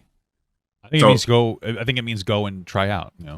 For me, I don't like the fact that the most influential form of, if you want to call it black culture, that is hip hop. I don't like that that's the most emulated. It's cool to be Lil Durk. It's not cool to be Will Smith. I've never heard a kid grow. True, but then again, Will Smith also kind of gets cucked by his wife. And listen, I love strong women. My wife's a strong, beautiful woman. But I feel like Jada Smith, it's a little different. You look at the whole history of Will Smith, I feel like that's a broken man. You know what I mean? The only time a strong woman is good is when they're with a strong man. And I'm not trying to call Will Smith weak, but like, you know, a strong person in a relationship can very easily and unintentionally walk all over a weaker person in a relationship. And like, I don't know, you know, in my relationship, we're both very strong people. We both butt heads, you know, somewhat often about stuff, not in like a toxic way. But that's what you need. Like when you have like two fucking, you know, you two bulls need to lock horns. But if you got a fucking bull and a goddamn little, like a puppy dog, you know, of course, that dog is fucked. That dog is fucked, brother. But yeah, I get what he's saying. What's interesting is that, like, I wonder how much of that is in like white culture. I mean, we have people who want to do sports. I think a lot of it is just the availability. Don't forget hentai. Yeah, that's really good as well. I think a lot of it is like availability to alternatives. Because like when I was growing up, what do you want to be? I mean, well, a lot of times like a police officer. I guess that doesn't exist in the black community because you got like some issues with the police. Fucking don't like police. It's like historical trauma and whatnot, and of like, oh, having an issue with the police historically and whatnot. But I think a lot of it's like lack of access, and you know, schools not really pushing people in the right direction. You know, I think more than anything else, there needs to be like schools to keep people grounded and be like, hey, do computers. Hey, get a trade. Be a mechanic. Be a electrician. Be an HVAC tech. And I feel like I imagine those programs, like BOCES programs, we call it here. I don't know what they call them other places. I imagine those programs don't exist to the same degree in poorer communities. We don't have to talk about white and black people. Just in poorer communities, and black people, you know, disproportionately poor. So you lose the ability or opportunity to gravitate towards a lot of these places for free taxpayer dollars. And that's a big thing that we should really be pushing. Because when I was in school too, even though we had access to a lot of these programs, people still push you to do what you do, follow your dreams. When you're 18, you don't have a fucking dream. You're better off doing something that's going to make you money that you could tolerate and then change when you get older. Do HVAC, and if you hit 25 years old, you're like, I don't like this anymore. You made a bunch of money, motherfucker, and now you could shift your degree when you maybe figure out what you actually want to do. So, you know, there's a lot of issues there. Yeah. Growing up, I've never heard a kid want to be Denzel, Will Smith, Lenny Kravitz, none of those guys. Oh, I want to be like Maxwell. Oh, that's actually interesting. It's I've just a real question. I just wonder if are you black? I'm just wondering if this is a personal experience or is it something that you've heard from somewhere else, because this person said it's an emulation and self-slavery. Everybody thinks they're going to be dead at 21, so why worry about the future? And you have to act like a gangster if you want to get laid. I mean, maybe. Are you just some like 4-year-old white guy that's just saying that because you heard somewhere? Because the idea of potentially not in like a really poor gang, you know, community of not growing up to be old, that makes sense as to why you wouldn't have like a long-term goal. That makes sense as a potential factor. I'm only asking to see if you have like some kind of personal experience with that. That's interesting. Yeah, welding too. Yeah. Morgan Freeman or stuff like this. Exactly. Even myself, like it's all about hip hop. Like I wanted to, you know, be like 50 Cent and Nelly wearing, you know, looking stupid with a hat and a do-rag on. Like I really wanted to be Nelly as well. I loved Cocoa Puffs. Your mom's black and your dad's white. Okay, fair enough. That's a little bit of a boomer joke for you. It's pretty good. Pretty good. That's what I wanted to emulate myself as a young kid. So I get it. But as you get older, it's like, okay, what's next? Like, how do we set the bar as American blacks, I would say? I don't think she didn't let you watch gangster movies, bro. The only gangster movies that were going on when I was young was like old, like Italian movies, like, hey, I'm walking here, you know, that kind of shit. That kind of fucking nonsense. It's always Italian gang movies, you know what I mean? Oh, God, what a time. I'm so happy that we're like out of that phase. The phase that we're currently in, or at least I'm in, I'm seeing a lot on like Netflix. It's like the Viking phase, which really speaks to me as like a Germanic person, you know. Everything but the rape part. That part's bad, but the other stuff's cool. They usually phase that out of it too, because you know you got to rewrite that history. That's not good, you know. Play. You know, well, I can't really speak for other, you know, types and styles of black as far as their culture goes on that kind of level. But I know people that are African, and what he tells me is that a lot of people in Africa like to emulate, but they also know what not to do at the same time. I feel like it's a revolving door that can't be fixed at this point. Why do I think that there's a stigma around trades like plumbers and mechanics? I don't know. I think that people think that manual labor is like beneath them and that it won't make you a lot of money or something. I think that like, I don't really know.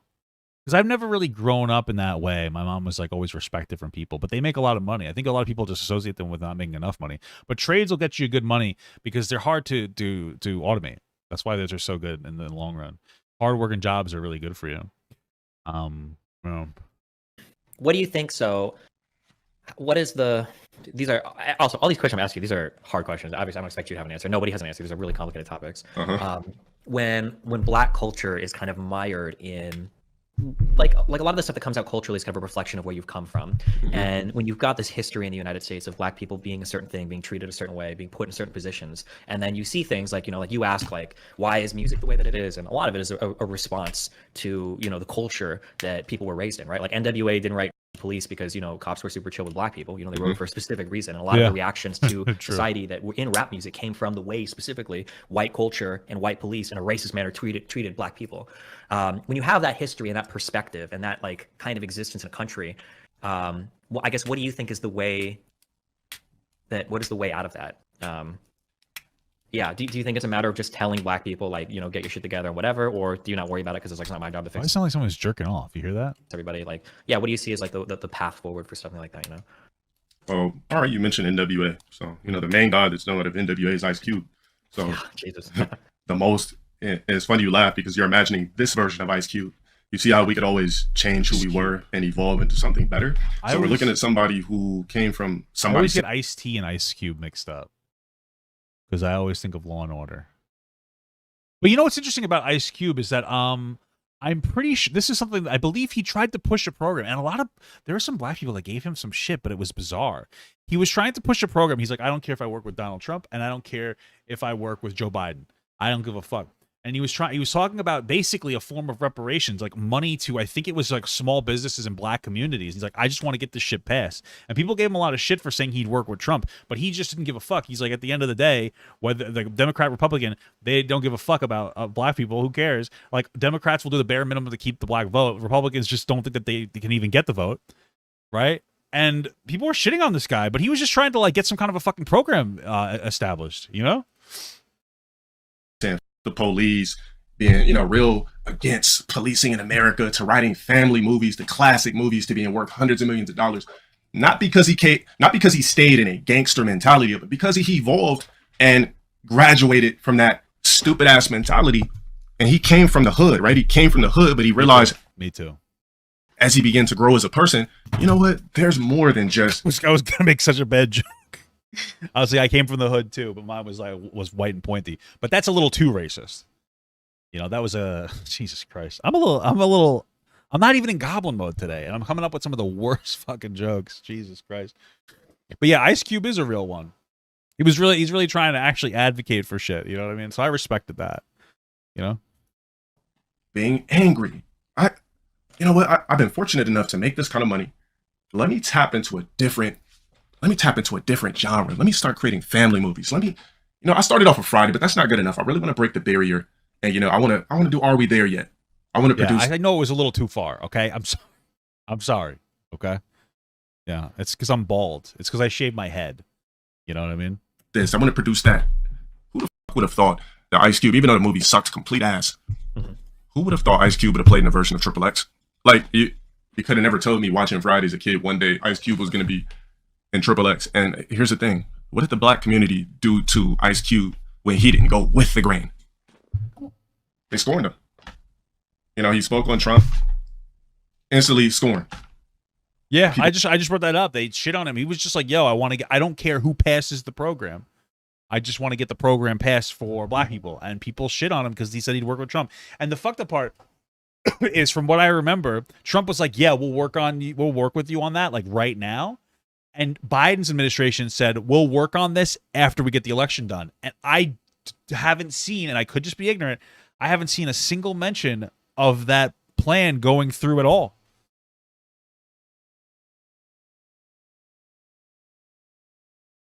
You know?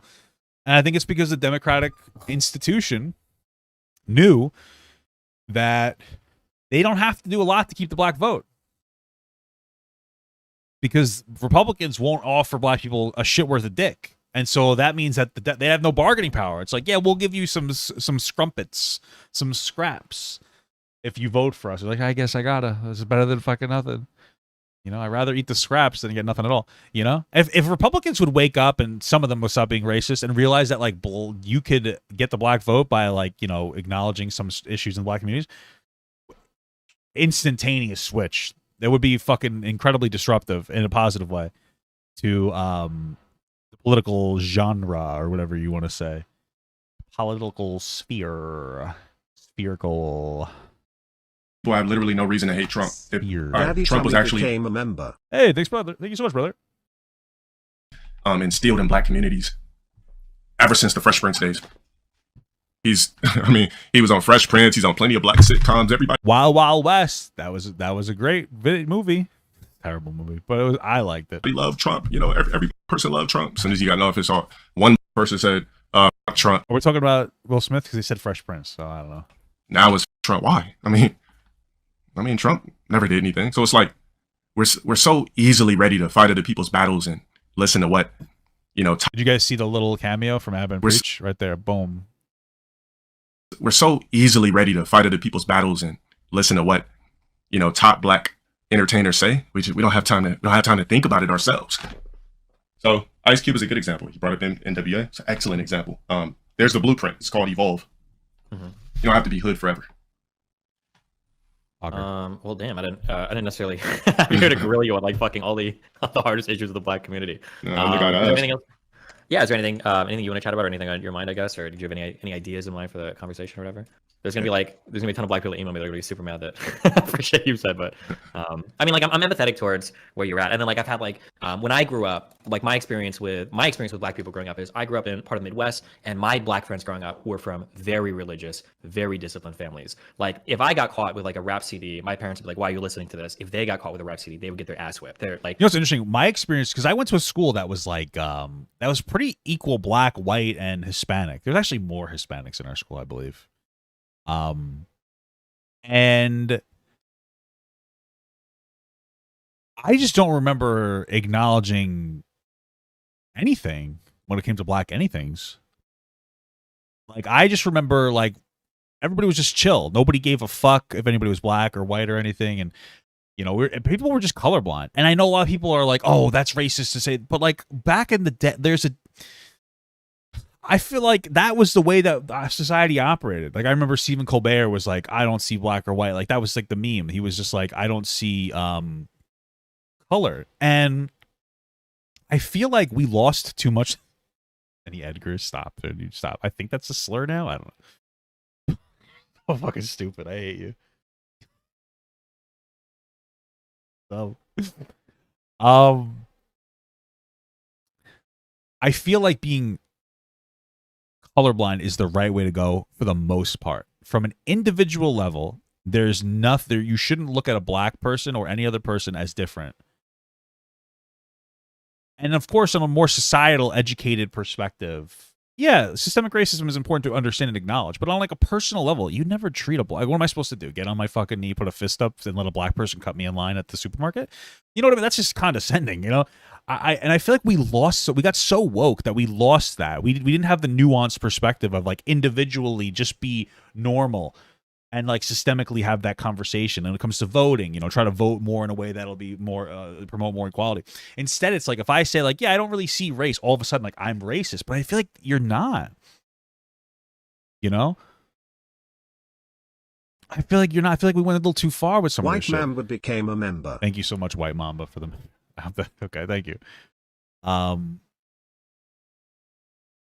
Yeah, I'm just waiting for the other super chat to go through. Daddy Tummy super chatted $1.96. Thank you so much, son. Thanks Sir. for entertaining and educating me, Papa. I said son. Thank you so much, sir, for the.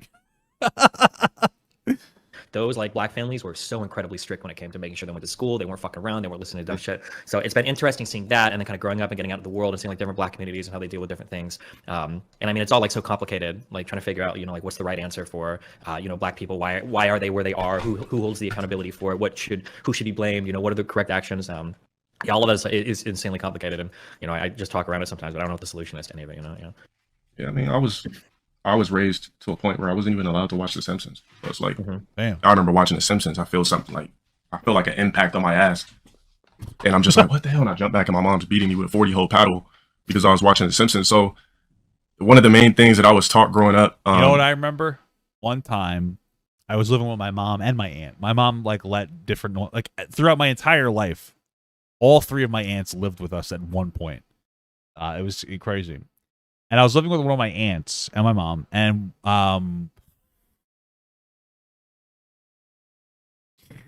was younger, and we watched the American Pie movie together. We rented it from Blockbuster. And after the movie was over, I asked my mom if I could take it to my room to watch it again.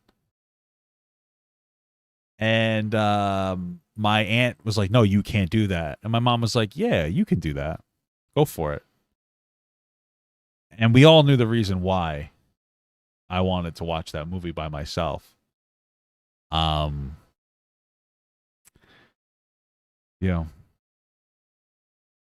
That's I just wanted to watch that one scene. I wanted to see some boobies. I was a young man. Who doesn't want to see boobs? My mom knew that, but she knew that it was, it was okay if I looked at boobs. You know what I'm saying? So, just a moment I felt like sharing with you guys. I don't know why I felt like sharing that with you guys. That was a really embarrassing story. I am old, dude. I am old, bro. All right. I grew up a portion in LA, like South Central. So I was always taught to be different. Yeah. I was always taught to not be a follower. Maybe that's why I developed this type of attitude about myself, where I refuse to just get with the program. Just because we're the same skin color, we got the same background, doesn't mean I got to agree with you. And I think that's something that I think that's something that's really frowned upon in the black community. If you're not with us, you're against us. And it shouldn't be like that. It should be, okay, well, hear your point, but I'm not going to scorn you for it. So I see what it is. And when you say you were, if you got caught with a rap CD, it was a problem. I mean, for me, if I got caught watching The Simpsons, it was a problem. If I said eat my shorts to my mom, it was a fucking problem. I had a question for you. Let's skip. Yeah. We've talked about. All right. Okay. Let me ask you, how do you feel about the manosphere community? Cringe, bro. Cringe. Well, the first problem is you have to define what it is, because every time you sort of say I don't like this or that, they're always like, oh no, that's not us, we don't do that, or that's everybody's got a different definition of what manosphere means. Do you want The general manosphere community is a community that's founded on disrespecting women. That's the reality. Yeah, I understand people well, there's some good things out of it. Of course, there can be some good things out of it, but if your entire community, every time I've watched somebody from the manosphere, like Fresh and Fit or Just Pearly Things or even Andrew Tate, it's always has some foundation that women are less than. It's okay for men to cheat. And shit like that. It's fucking crazy. And it's if you had the good parts of it without the shitting on women, I think things would be great. Always oh, women are basically a lot of these fucking ideologies, a foundation of women are really just valued for their body kind of shit. It's crazy. If you want to be in a relationship, a open relationship or whatever, be my guest, but they're cheating is okay for men. It's why? Why cheating? Why not just engage? Why not? Why do you need a lie? Cheating is lying. It's not the same thing as having an open relationship dynamic. I really think that the manosphere is toxic for the minds of young men. I think the manosphere comes from part of it is a lack of father figures existing, because bad dads fucking leave, and now there's a bunch of young men looking for a father figure in their life, and they never were able to get that satisfied somewhere else. I had a very strong family. I had my uncle as a father figure. All my uncles really, but one uncle in particular. I had a scoutmaster, a Vietnam War vet. He was another strong male figure in my life, And like I feel like a lot of young men aren't getting that. Like a lot of young men aren't getting that, and they feel directionless. They don't know where the fuck they're doing. They don't know where they're going, and they grab onto the manosphere because a lot of the people who advocate for this stuff, they're other men, and they're like, oh, this is a man. This is a guy that has money. I want to be like this guy. And all of a sudden, it's very easy to tap into an ideology that's not respectful to women. You know. Want to define it more specifically, or do you want me to just kind of like talk around my general feelings on it, or yeah, how do you want to? Well, I want your general feelings on it. So in the broadest sense, I have no idea what you're saying on this, so maybe I'll piss you off. We'll see. In the broadest sense, I feel like the manosphere does some good, and that one, they acknowledge a lot of like true problems that people on the left won't acknowledge when it comes to young men or when it comes to dating dynamics. There's a lot of things that people on the left just don't want to talk about, and they kind of bury their head in the sand, and they just, they don't want to hear any of these types of issues. So I think they do a good job at kind of like talking to people that don't have anybody else to talk to them in media. But then on the other end, there's a lot of stuff from some of the newer manosphere people that I kind of disagree with. Like, I don't want to use the word misogyny, but I'm going to say that like the approach to relationships and women sometimes, like this obsession with one-sided open relationships, in my opinion, is like really cringe. And I really don't like, I'm a super atheist now, but I grew up Catholic. I really don't like the way a lot of these manosphere guys throw around religion. It's kind of like this cool aesthetic when it's pretty obvious that they've never picked up the Bible, they've never picked up the Quran, they don't know anything about the religious shit they're teaching. It's kind of like, it's almost like in Catholic school, one of the biggest no-nos we learned is you're not supposed to wear a rosary as a necklace. That's bad. You're not supposed to do that. But these guys wear religion like an aesthetic, and they don't know anything about it, and that drives me fucking crazy. So yeah, I would say in general, like it's good. The ones that talk about, like, you've got some guys that are like, listen, if you want to get girls, you need to clean your shit up, you need to take responsibility for your life, hit the gym, do what you can to improve your situation, and girls will come to you. That type of message I think is like pretty positive. But when people start talking about like the hardcore relationship dynamics, like all women are shallow, cock carousel seeking sluts that are trying to do this or that, I'm like, okay. Yeah, I get that. And the problem is that like what they put out into the atmosphere is all the wrong shit. Like when you see, and it's because it pops, because the sexism pops. So like they don't sit there. There's not a lot of advocacy like, self-improvement isn't what people are seeing, because what hits on TikTok isn't like actual reasonable advice. What hits on TikTok is women are fat fucking whales and disgusting pieces of shit, and men should have all the control. That's all you're seeing from the manosphere. That's all the clips that they put out. They put these bait clips out there, and they're like, well, why do people just see us like this? Is because what you're showing us on your TikTok clips are disrespectful. The self-improvement shit doesn't really get out there. That's a big deal. Okay, well, and then when I watch this stuff, occasionally, a lot of times it's still fucking disrespectful. So it's like the self-improvement isn't even usually like a big driving factor. A lot of these shows a lot of these manosphere like places will take women that are usually women that they feel like they can dunk on, and they'll put them on their show and say like, this is all women and they're all thoughts. Like that's what most of these manosphere places do. And then they'll ask intentionally leading or disingenuous questions to set up for clip moments so that they could take them and put them up on TikTok. Like that's some like the shit that the people do. I cringe now. That's like kids like edgy. It could be fun. Edgy could be fun. That's why kids used to love me, because I was so fucking edgy. A lot of people like me on TikTok. I was edgy as fuck. It's funny, but it's the intentions behind the edginess are there, and it's like very clearly that there is a foundation in some capacity of like just disrespecting women. Where I'm at, and then it'll depend on how I feel based on who specifically we're talking about. I really wish the audio was that makes sense. That's and I feel like the manosphere situation is a broad spectrum that can be covered. So the manosphere for me is, I don't know if we can, let me ask you this, can we combine, well actually no, because red pill is something that's more than just this and that. All right, so the manosphere community, I feel like, is under attack as we know it. It's under attack because it's an unrealistic approach. It's an unrealistic approach to life. Just because one guy has success, quote unquote Andrew Tate, right? Andrew Tate blasted on the platforms, telling men to do this, do that. You should only operate this way. You should only operate that way, this and that. I feel like it really sets up guys to kind of bite off more than they can chew. Andrew Tate was able to say those type of things or have those type of ideologies because he was rich. If you're working at Amazon or Walmart, you can't tell a girl, you know what? I'm gonna fuck you. I'm gonna Becky. I'm gonna Sarah, and there's nothing you're gonna do about it. So I feel like, the manosphere community. Sure. No, but that's the thing too, is again, like there was a lot of advocation for like to be okay to cheat.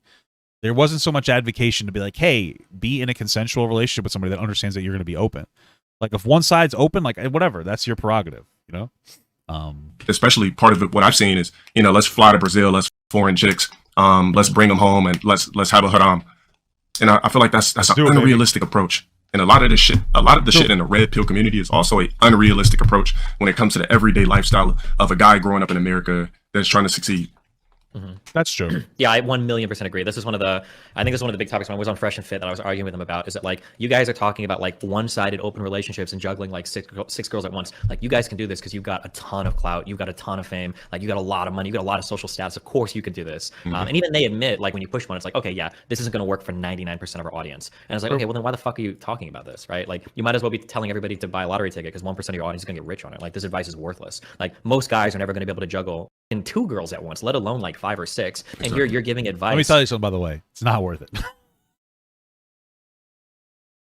Speaking from experience, it is not worth juggling multiple women. I've done the poly thing. It is fucking hectic, is to say the least, okay? It is definitely not worth it. It's tough, especially if you're trying to be a good partner in the relationship. If you're just some scumbag asshole that's just trying to have girls on reserve, like, sure, it's whatever. But if you're trying to actually, you know, be a good partner to everybody, you know, to the people that you're with, it's a lot. It's tough. It's not worth it. The happiest I've ever been is when I've been in like a closed off relationship. I'll tell you that much. So it's real shit, man. On like how to maintain like a harem of women. Like, this is just totally unrealistic. And then kind of like what you said, I think the most damaging part of that is that men are going to go into these like communities. They're going to try to like flex these pickup artist skills or whatever that are where they might have some of the charm and maybe some of the pickup lines, but they don't have the wealth or the status to back it up. And then they're going to flunk out of it, and they're just going to leave like more pissed off than how they even entered in the first place. And That's fair. 100% correct. So if you look at the guys who True, that's a good point. But then also, because I remember Andrew Tate said this, he was like, he sold you the idea, but then he also sold you that what was it called? Hustlers University. And this is one of the things that they advocated in Hustlers University. And one of the things Andrew Tate said is that if you're failing or if you quit, it's your mentality. So then you program people to operate in the dating sphere with bad advice that can only work for like a 1% of the population. But then on top of that, you tell them that if they lose, and you gaslight them into thinking that it's their fault. It's not the advice's fault, it's your fault, which is just going to be like, well, it's either my fault, or then you start blaming like women more, right? So it doesn't help. It engages in self-hatred. It engages in hatred of the sex you're trying to date, which is women in this case. It's all fucked up, dude. who practice, I'm not going to say practice, but let's just say this, have gotten away with doing crazy things that a regular guy couldn't get away with. Let's use a couple of people, for example. Dwayne Wade, married, you know, has a random chick, has a baby while he's married. Ludacris did the same thing. You know, if I'm a guy and I'm working a 9 to 5 and I'm married and I go have a baby outside of wedlock and I'm not rich, that's, you get what I'm saying? Like, I can't get Oh, you're fucked, yeah. It's over. exactly. And then it sucks because now you've got like on Oh, one you're end you've all got over like the some place. people saying this, and on the other end you've got like Ben Shapiro that I don't like. I'm a left-leaning person, but Ben Shapiro says like, one of the most important things is like not have a kid before you are ready or whatever. And it's like Ben Shapiro is giving better advice now on terms of like relationships and families than like red pill people who specialize in talking about relationships. That's like really fucking weird. Yeah, I agree. True. And as far as that, bouncing over into the red pill, do you think red pill content is dead on social media platforms? Is it dead on Dead. TikTok? Is it dead? No, it's blowing up. It's all over the place. Is it dead on YouTube? Is it dead in general? No. Wait, sorry, you might cut out in the middle of that. It's viral. It's the most viral thing out there. What are you talking about? Back when I was on TikTok like 2 or 3 years ago, left-leaning content was the popper. There was a lot of left-leaning people popping off saying kill all men and fucking, you know, eat babies or whatever. Now, and this is what happens, we shift back and forth left and right through society, and like, you know, overall we move in one direction, which is usually more progressive. But right now we're in like the retracted area where it's like red pill is like, that's the fucking answer. There's so many people who were even jerking off progressive ideology 2 years ago, and now they're jerking off like more conservative ideology because it's just what the public is in demand for. And it's fucking crazy because now we're in the conservative arc. And I know this is something that Destiny's probably deals with more than I do. But, like, I'm generally pretty consistent. But, like, I've gotten more, you're just some bullshit leftist. It was a joke, eating babies. It was like, you know, everybody have abortions, like, advocating for it. Like, there were just memes on there. The point I'm trying to make is I've been pretty consistent. But, like, now people are like, you're such a fucking leftist piece of shit. I guarantee you in 2 years, I'm going to be the biggest conservative scumfuck in the world saying the same things. Right? Because it's just shifting back and forth. And it's just crazy. And there's so many fucking sheep who are just going to jump onto whatever side there is like the social narrative because they're very manipulated by internet social, like, you know, mentality and whatnot. It's fucking crazy. Do I think that red pill content is what? Do I think red pill content is dead? Is it eradicated?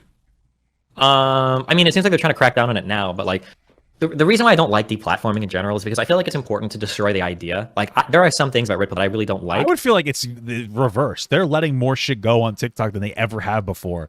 Like, I was fucking decimated, and I was edgier content back then. So, And I want to talk about that and tell people why I think it's dumb. well, I some don't of want my to just content was edgy. I did a lot of social narrative shit too that people didn't give a fuck about after what they cared, but like people didn't take that into consideration. But when they banned me, ban all the people talking about it. Because when well, in what way do you think I've turned more left leaning? That's a genuine question. And how long have you consumed my content? you do this, like, no offense to Andrew Tate, but he's not like the most unique person. Like, there's gonna be another Andrew Tate that pops up, gets popular, and then gets banned. Like, they're gonna keep popping up and, you know, coming and going. And I feel like it's kind of like the Donald Trump stuff, to where people thought that, you know, because we banned all the crazy conservatives off the internet, when Trump came around, there's no way that he can win because nobody thinks like that. And then all of a sudden he wins, and it's like, wait a second, where the fuck are all these people coming from? It's like, well, they were always there. You know, you just banned a couple of them, so you thought they disappeared completely, but that's not the case. So, yeah, I mean, like right now, Red Pill content is obviously like pretty fucked online because a lot of the main people are getting banned. But I think the ideas are still there. I think people still, you know, believe in some of it. And yeah, I'm not in favor of like just keep banning the people and hope that the ideas go away, because it doesn't seem to work. Yeah, I feel like Yeah, I mean, what ends up happening too is that here's the problem too, and this is something that's like gotten a little bit better, but it's still a problem. Is that on TikTok, there was a period, and it's not as bad anymore, but it still exists, where like you have somebody like Drew Afuelo, whatever the fuck her last name is, and there are some times where she's like, you know, responding to a legitimate like sexist person and whatnot, but there's plenty of times where she's just being antagonistic and sexist. I always bring up the moment where these two kids made a joke about how they're signing their girlfriends up for the draft because their girlfriends love to fight them. It was a joke, and she went off and just like body shamed them and shit on them for nothing. That's acceptable. But if you do the reverse, you get banned. And my problem is that like those people, it's not just like you're banning hate speech in general. It's that you're choosing a side, and it just makes people pissed off in the more conservative area. And then it builds up, and you end up having like this whole the entire ideology becomes martyred. You don't even have to martyr the specific person; it's the entire ideology becomes like martyred basically. And then you have like a slingshot back effect, and then it starts getting bad in like another area. You know what I mean? it is 100% dead for the simple fact that this is the timeline that we live in, where women are actually, I would say, women are more in control than ever. I mean, if you really go back to than ever, I guess. But like, I wouldn't say in more. Okay, the sure. start of history, secretly, women have always been in control. I don't know. I don't know. Well, you said you're an atheist, but What does he mean by that? if I could use one form of religion as the truest origin of humanity, it would be Christianity. So if we take that back to the Adam and Eve, right? So women have always been in control. We seen ass. What? We felt we bit the apple. And right now, what's going on? The reason why What the fuck are you talking about? Red Pill content, I believe, is dead. Wait, what? We bit the apple. What? We seen ass. We felt we bit the apple. And Is he trying to say that back then a woman manipulated a man into eating the apple, and that somehow means that women were in control? If anything, I would say that the Bible was written in a way to blame women for the problems of the world. In that case, yeah, a guy bit the apple because a woman made him or some shit, or was it a woman who bit the apple? You get my point, Eve. Like, what are you talking about? When have women been in control? The Bible literally advocates for women to take a second place to men. I don't know what you're talking about. None of that makes any sense to me. right now, what's going on, the reason why Red Pill content, I believe, is dead too, is because now women are allowed to be more expressive. You know, some years ago, every woman's idol was Mariah Carey. We fast forward, the women in power now, they do music or anything like that, which is still one of the most emulated ways to get the message across is music. Who's on top? You know, every chick's preaching promiscuity. I don't know if I agree exactly with what he's saying, but I do kind of agree with what he's saying. Because music has become much more sexualized over time. And it is true. And we do have a fundamental issue with like sexualizing like little girls and shit, honestly. Like literally cheerleading. Not all of it's bad, but a lot of it teaches you to be like gross. Beauty pageants, these are a lot of issues. But and the reason I say like what he's saying isn't really untrue. It's kind of a truth to like the sexualizing of music is that's why you're seeing more problems when it comes to drag culture. Because back then, drag has always been about honoring usually celebrity women, and they've always been like your Dolly Partons or whatever, or your Aretha Franklin's, like very powerful, musically talented women who were singing about life and about being strong and whatnot, and that's what drag queens would emulate. Now music fundamentally has become more sexual, and now you're seeing it, and now we only really talk about it more than anything else in a serious way when it comes to drag queens. When it comes to drag queens doing sexually provocative dances, that's a problem. But when we see like grown, like, you know, your fucking Dua Lipas and shit doing the same thing. It's like when the drag queen is emulating like Dua Lipa, that's a problem. But when Dua Lipa's doing it, nobody really cares as much. So yeah, it's kind of true. You know, there is a problem with that in general, for sure. Cardi B, I don't know if Kim Kardashian preaches it, but she definitely practiced it. Megan Thee Stallion, so on and so forth. So now you can actually, a woman can actually, oh, you call a woman, you know, the B word now. She's like, so what? I am. You call a woman, she's like, and? Well, that's a good thing. A woman calling a woman like a bitch or a cunt and then saying, so what if I am? That's like a cope. That's like, yeah, you can't hurt me with like some words. I mean, that's not really a good, accurate representation of, that's not a negative. That's women just like owning. If you're going to call him a bitch, then sure, I'm a bitch. It's the same thing with like Bernie Sanders.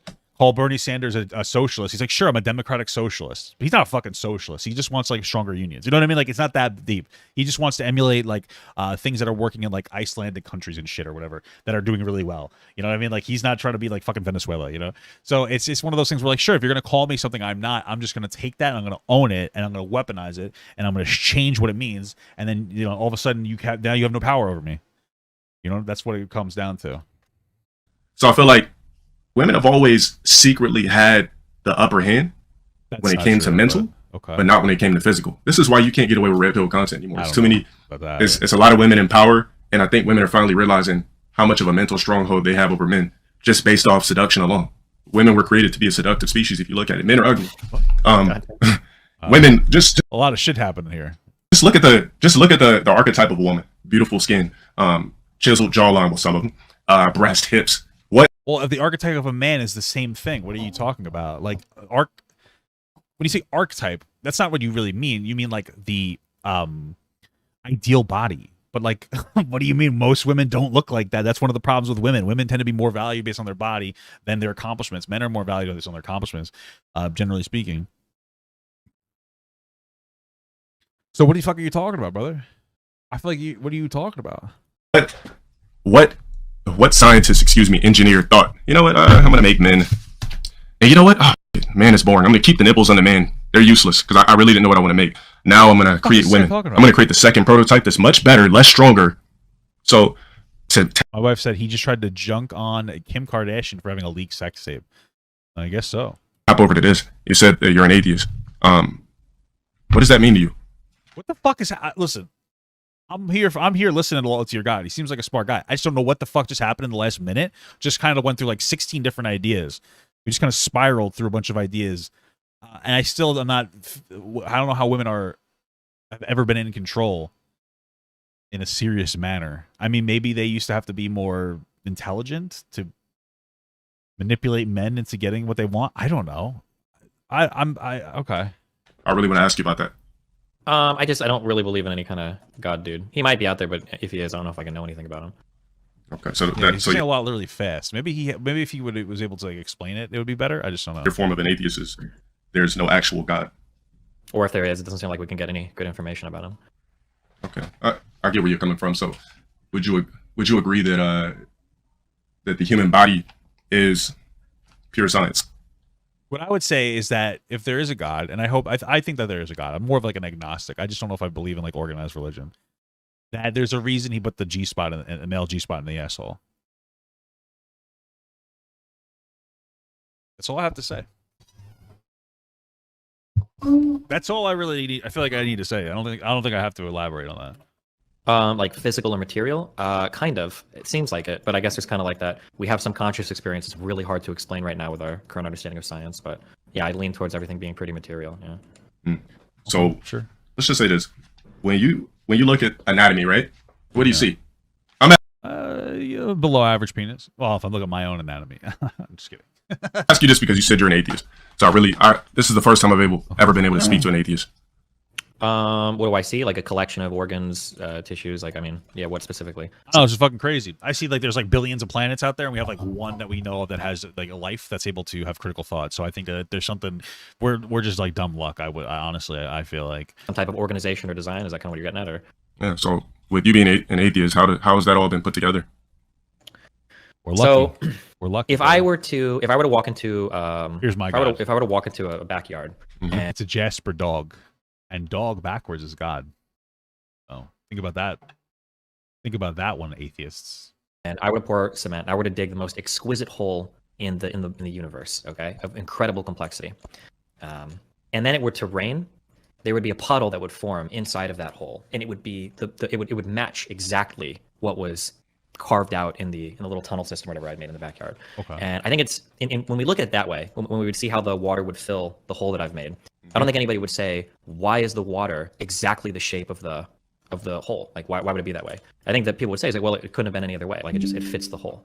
So when I look at like human biology and I look at how humans exist in the world, it seems to imply like a big level of design. Like our systems are incredibly complicated, but it could also be just over thousands of generations of evolution. There's really no other way that humans could have been. Like we probably could have never had like That fucking hole analogy just, I don't even know. It didn't really crack with me. I'm confused about it. I'm very confused lately. So 7 arms and 7 legs because we don't have enough energy to run it, or maybe we needed this socialization so that we would help each other in the forest and not get eaten by lions and tigers, or our brains needed to be a certain size.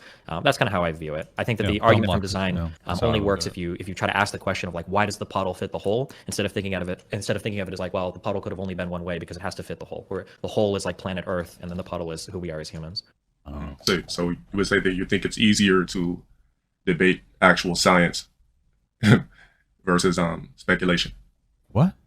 Yeah, I mean, I think that there's interesting things to speculate on. If I look at like a good thing about religion, one of the good things about religion is like the greater sense of purpose and everything that we get in life, because I think Sure, especially like honestly, I feel like a big reason why people are very religious, especially historically, is a cope.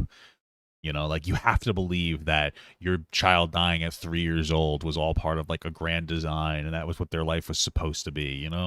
Or like getting the shit beaten out of you. It's like, yep, this is God's testing me. You know what I mean? Because that's what I would fucking think too if I was poor as fuck and I was getting oppressed. I'd be like, it's just God testing me. Sometimes I say that now. I'll say it to my wife, because I grew up very religious. I'd say it to my wife, and we have like a really stressful day or week or whatever, month even, and I'll be like, well, God only gives us challenges that we're equipped to handle, babe. And I actually kind of believe it. Like I'm kind of fucking religious, because it makes me feel better. It's like, this is just this is what God wanted, And then when something good happens in my life, I'm like, yep, it's that hard thing I went through. It's all building up to that. You know what I mean? All building up to this. I feel like part of it's a cope, man. Maybe, and that's a good thing. It's you know what I'm saying? secular people have done a really dog shit job at like giving us like purpose and meaning. It can feel pretty empty or hollow if you just look at human existence as like a giant clump of cells wandering the earth, fulfilling our basic desires. So religion does a good job there, but I get a little bit scared when people take the theology a little too seriously. And start to God gives his biggest challenges to his strongest warriors. That's what I told my cousin when her baby died of cancer at 2. And she was like, oh my God, you're right. I don't have to be upset. I'm just kidding. That never happened. But it's kind of true. Like, that's what people tell you. It was their time. Sending out thoughts and prayers. Jesus be with you. You start doing the hymn. Christ has died. Christ has risen. Christ will come again. Look at this. My wife's in the chat. She says, remember when you started singing prayers and I got scared? I just did that now. I'm just doing now. What we were talking. This was like a couple of months ago. So we've been married for a while. We've been dating for even longer. And I was like, yeah, I actually grew up very religious. And she's like, no, you didn't. I was like, yeah. And then I started chanting. I started chanting, and she's like, what the fuck is happening right now? You know what I mean? Isn't that crazy? Jesus Christ, that's bad. Someone just said God gives his most sinful pedestrians to his drunkest drivers. Holy fuck. Bro, that's terrible. That's horrible. You're such a piece of shit. That's terrible. Jesus Christ. You guys are fucking awful. Oh my God. I'm going to steal that. Oh my God. Wow. Okay. I was going to say maybe mass would be shorter if they didn't like exaggerate all the words, but that kind of lost that joke now that I chanted 3 minutes ago. Make crazy, prescriptions about the world, saying that like, well, God said this, so we need to do that, or Muhammad said this, so I need to fly this plane to this building, or the person said this, and I need to do this particular crazy thing. I mean, I feel like as far as religion, I grew up in a Christian church, but at 7 years old, I realized it was a business. It was about business and control. I've always wondered You know, I even questioned my mom when I'm like a 7-year-old, like, why do we have to put money in the plate? She's like, just do it. Because it's tax-free dollars for them. I don't, But you know, the more you break down church, there is no human being on earth who can channel the word of the creator, aka the engineer. kind of true, man. Especially a lot, bro. Listen, not all religious people are predators at all, but you have so many priests who are molesting children. What does the church do? They move that person to a different church so they can escape the allegations. If you're not a predator, a lot of these people, like, they knew this at the top level. They weren't doing shit about it. You know what I'm saying? Like, I think that church sets people up for a very uncomfortable power dynamic of like having a one-on-one child to adult where it's completely wrong to where you're told not to tell your parents about anything that they do or talk about. You know, it really it sets it up for potential failure, man. It's I'm not saying it's all bad. I'm just saying, like, you think about the dynamic, it's fucked, brother. It's fucked up. I'm gonna say engineer, and make me believe that whatever they're telling me is coming from the words of the engineer. And the reason why I say engineer is because when you really think about the human body, and I'm saying this because I've always wanted to kind of get inside of an atheist's head. When you think about the human body, it's literally a design of it's a design of art. It's organic engineering. Not when I look into the mirror, or like at the design of fart. You know what I'm saying? Bringing its best. Your knee joints, like none of this is Big Bang Theory. So to be an atheist, I'm trying to figure out. We're having this conversation. Our vocal cords work. So you think that happened? You think that happened by rain dropping in a puddle and, you know, some cells forming, and we just grow into men that can actually, you know? No, I think it's more like a throw shit at the wall and see what sticks on it. Like I said, there's like millions or billions of planets, and like there's very few clearly that have intelligent life on it. And so like it's just like we got lucky. And then you look at how many animals and ant species that don't articulate the way that we do, and you know, I think it's all just fucking luck, bro. You know, ejaculate and reproduce, and women can bear children. That doesn't sound like science to you? I mean, we can look at the things that My wife said, I don't know why you said this is weird. But my wife said, I honestly feel like if you preach religion to strangers, you're suspicious. Damn, we're getting really sussy here. We're getting very sussy here. Mary Maunt super chatted 99 Thank you for the donation. I appreciate that. You don't have to keep donating. I noticed that you donated twice because I guess you thought I didn't see it. I just usually pause them for a little bit, but I'll play it right now. Mary Maunt super so chatted much. $1.99. I hope that your name isn't some kind of like racist thing, because people have been sending me some really fucked up messages during this bit. I'm assuming people really love to be racist to low tier God, because the second I started watching his shit, people were melting down. that work, but there's also things that don't work too, right? Like, why do we have appendixes? Like, we're still trying to figure out like what we even use that for. Or you can tell like the way that our eyes evolved, that things kind of work backwards, because have you ever seen like if you cover one eye and you move a finger in and out, you've got a blind spot in both of your eyes. It's where like the bundle of nerves tucks through and goes to the back. Like, that's just a straight out design flaw. There's no purpose for that. It's just because of the way that our eyes evolved. You can find some like aspects of human physiology that are kind of flawed. But I mean, like, obviously there's a lot that works, but I mean, it kind of has to, right? Like, if we didn't work, we would have died out. You know, what we have right now is what worked to get us this far. It couldn't have been an inefficient or horrible model, because that wouldn't have made it to where we're at now, right? Yeah, I mean, That's true. That's why I'm saying, like, people are like, oh my God, this species is endangered. It's going to die. Let it. You know what I mean? I'm not trying to be rude, but I mean, clearly they're just not equipped to live in our beautiful Earth, because they can't cope enough. They can't add up. I ain't my fucking problem. You know what I mean? Like, oh no, we're running out of the spotted fucking jumping lizard. What the fuck did that ever do for me? Oh, it got less water. All right, bro. I don't know what you want me to tell me. I eat a lot of salt. I need more water. It is what it is, bro. It's terrible.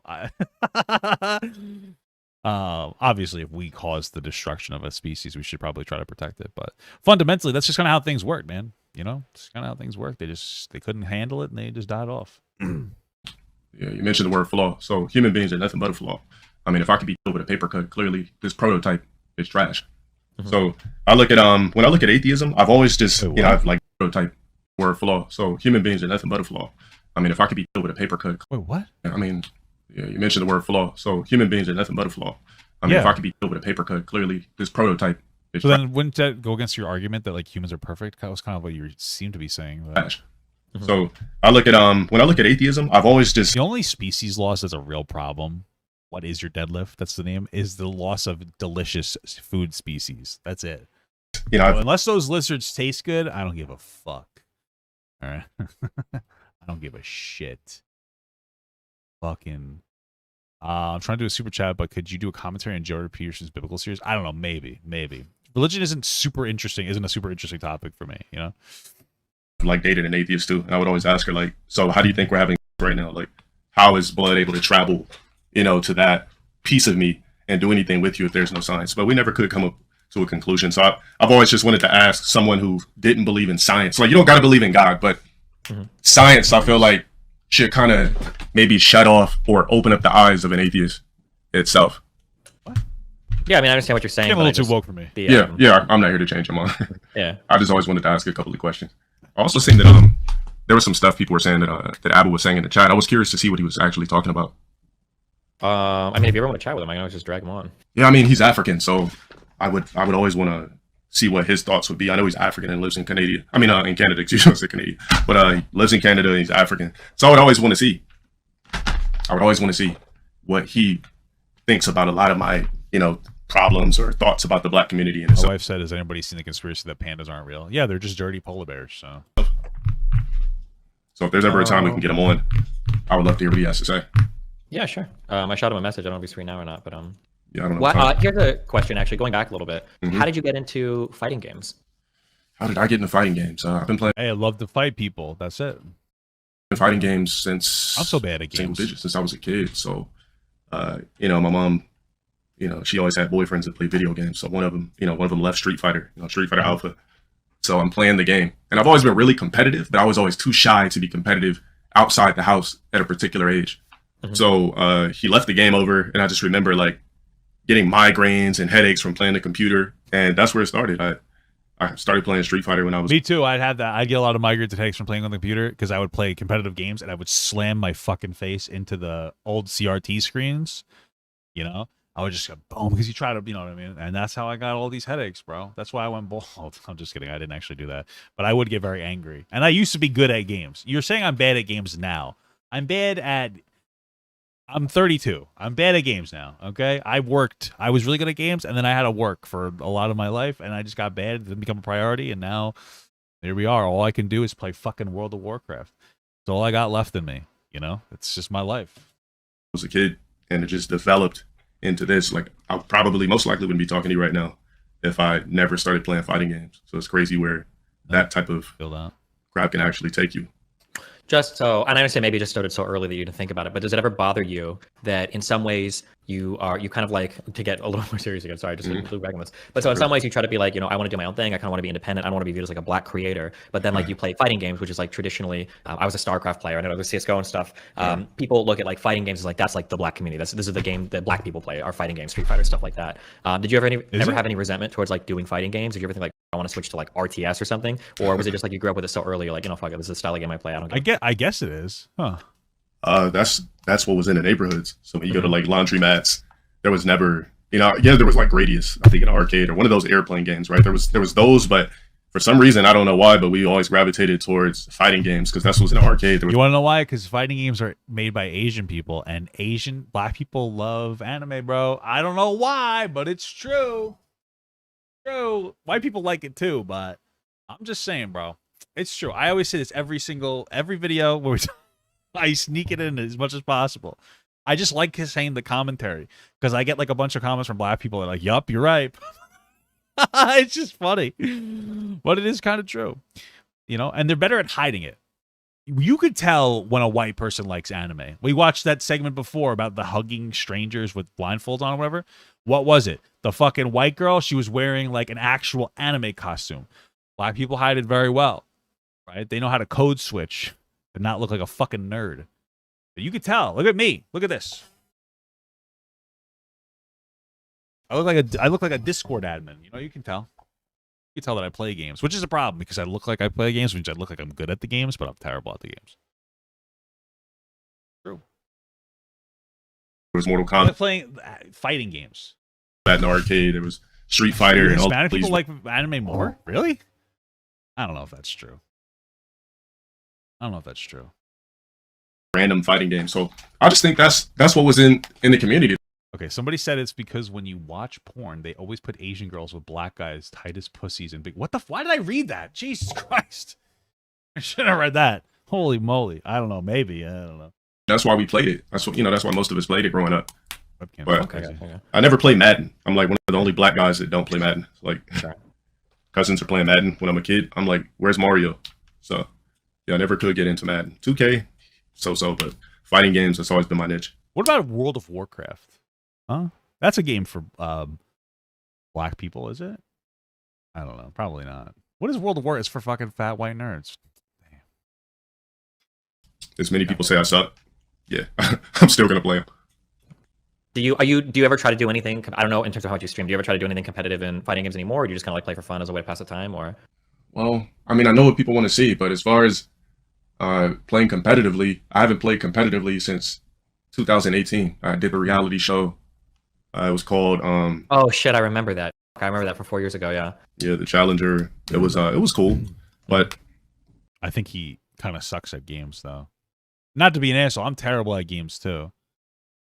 But he's not. You know, it's one of those things you get older and you realize you're not as good as you thought. You know what the problem is? I used to be really good at like Dota 2. Really good at Dota 1, Dota 2. Like I have my account, I'm like top 3%. I was incredible at the game. And you want to know what got it for me? What really killed me on me not being good at games, like competitive games like Dota 2, the creation of a meta. For people who don't know what that is, like a meta where it's like these are the good characters to play versus the bad. And I was really good when it was a free for all and you just picked whatever you wanted and played whatever you wanted. But once there was an established meta of like, this is how you're supposed to play, this is who you're supposed to play, this is what you're supposed to do, all of a sudden it's just like it gets so, it was like too much, you know. You have to explain what Dota is. Dota is Defense of the Ancients, DOTA. Dota 2 is it's a game that created League of Legends. Okay, bro, and it's still pretty popular. Okay. the reason why I can't compete if I wanted to is because I got banned from Capcom because I was a hothead. I don't know if you heard about that, but hey. He competed at Evo. He's held but like league better than you. Hey, that's life, brother. made some remarks. The meta really, the meta kills old heads, bro. I don't know what to tell you, bro. You know, it just it'll do it to you. It's hard to stay up with the best character that's the best at whatever, you know, at any given time. Obviously, I wouldn't make today, and I've just been having to pay for it ever since. You know, in March that'll be 3 years. The Overwatch does have meta. So there was a particular person I was playing. You got to remember, like I'm like the most trolled, one of the most trolled and stolen from people on the internet. Like, just type in low tier guide on YouTube one day and just start dragging shit down. It's a black hole. It's a rabbit hole. So what people do is they love to stream snake. So when I'm playing these games, you know, I got a bunch of weirdos that their whole day is wrapped around me and when I'm going to stream and play these fighting games.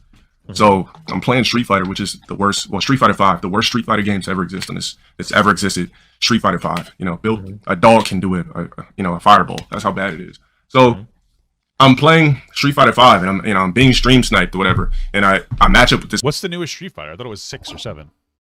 person that I know. I'm not gonna say their name. That's a good classification. Their name. I'm not gonna say their name, right? 6. So I match up with the person. And I've been playing fighting games long enough to know I see what when- you're saying. It's a newer fighting game, and they make it easier. Yeah, that makes sense. I mean, of course they do. They need to pull new like audience in. Do I want you to make 1 or 2 pounds of meat for dinner for tacos? Just make 1 pound. I feel like that should be enough. Do you think you should need to maybe make both pounds? I can eat something tomorrow. I can have tacos tomorrow for dinner. Make 2 pounds. Make 2 pounds of the meat. I'll give you 2 pounds of meat after. 6 isn't out yet? Okay, well, it still holds true. Fundamentally, the idea is that when a newer game comes out, they usually make the game easier and easier as the game comes out, for the most part, to bring in more new players, like new player acquisition, you know what I mean? Because you have to balance keeping the old players happy with actually attaining new players, or else the game's going to completely fall off. when I'm being trolled. So the guy kept doing the same move to me over and over again. Mind you, this is 2020, so I always evolve mentally.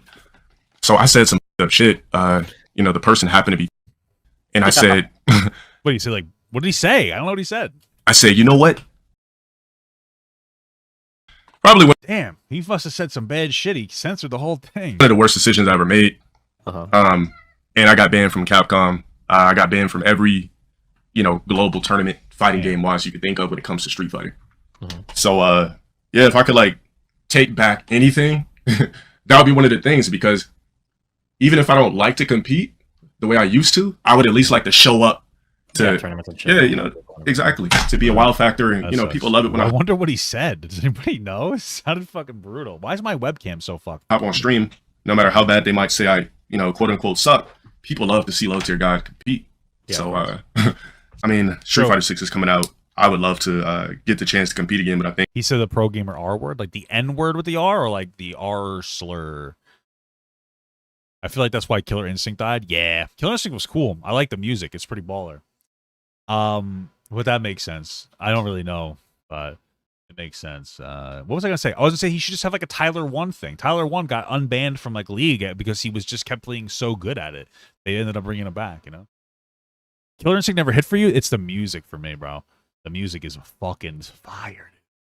Think You know? at least I got to come out with an apology video and show some sort of growth. Gotcha. I had I did Yeah, I really would quick. Shut up. Shut up. Shut up for a second, Destiny. You don't need to hear you talk right now. Hopefully I don't get DMCA'd. Here we go. That's what I'm talking about, dude.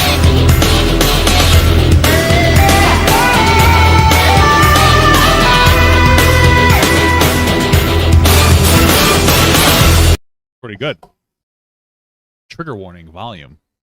like I was a StarCraft 2 semi-pro, super ladder hero, really. And yeah, I get people that would snipe me and troll and shit. And there was one kid that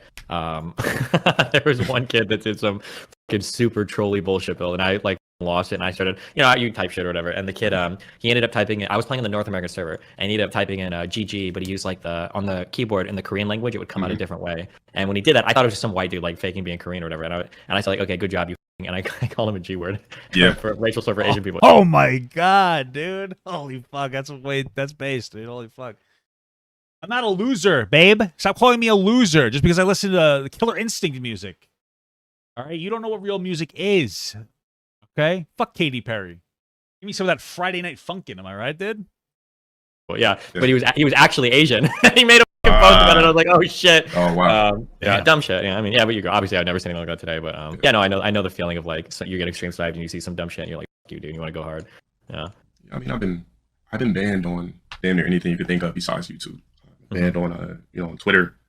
I think I lost my Twitter maybe a couple of months ago because I got Probably a good thing. Twitter's toxic.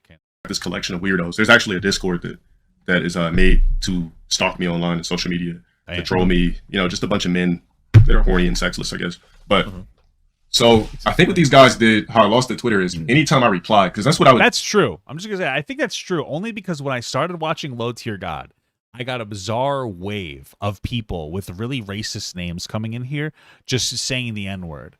I've gotten that before occasionally, but it's suspicious that it's right when I'm watching Low Tier God that this shit's fucking going on.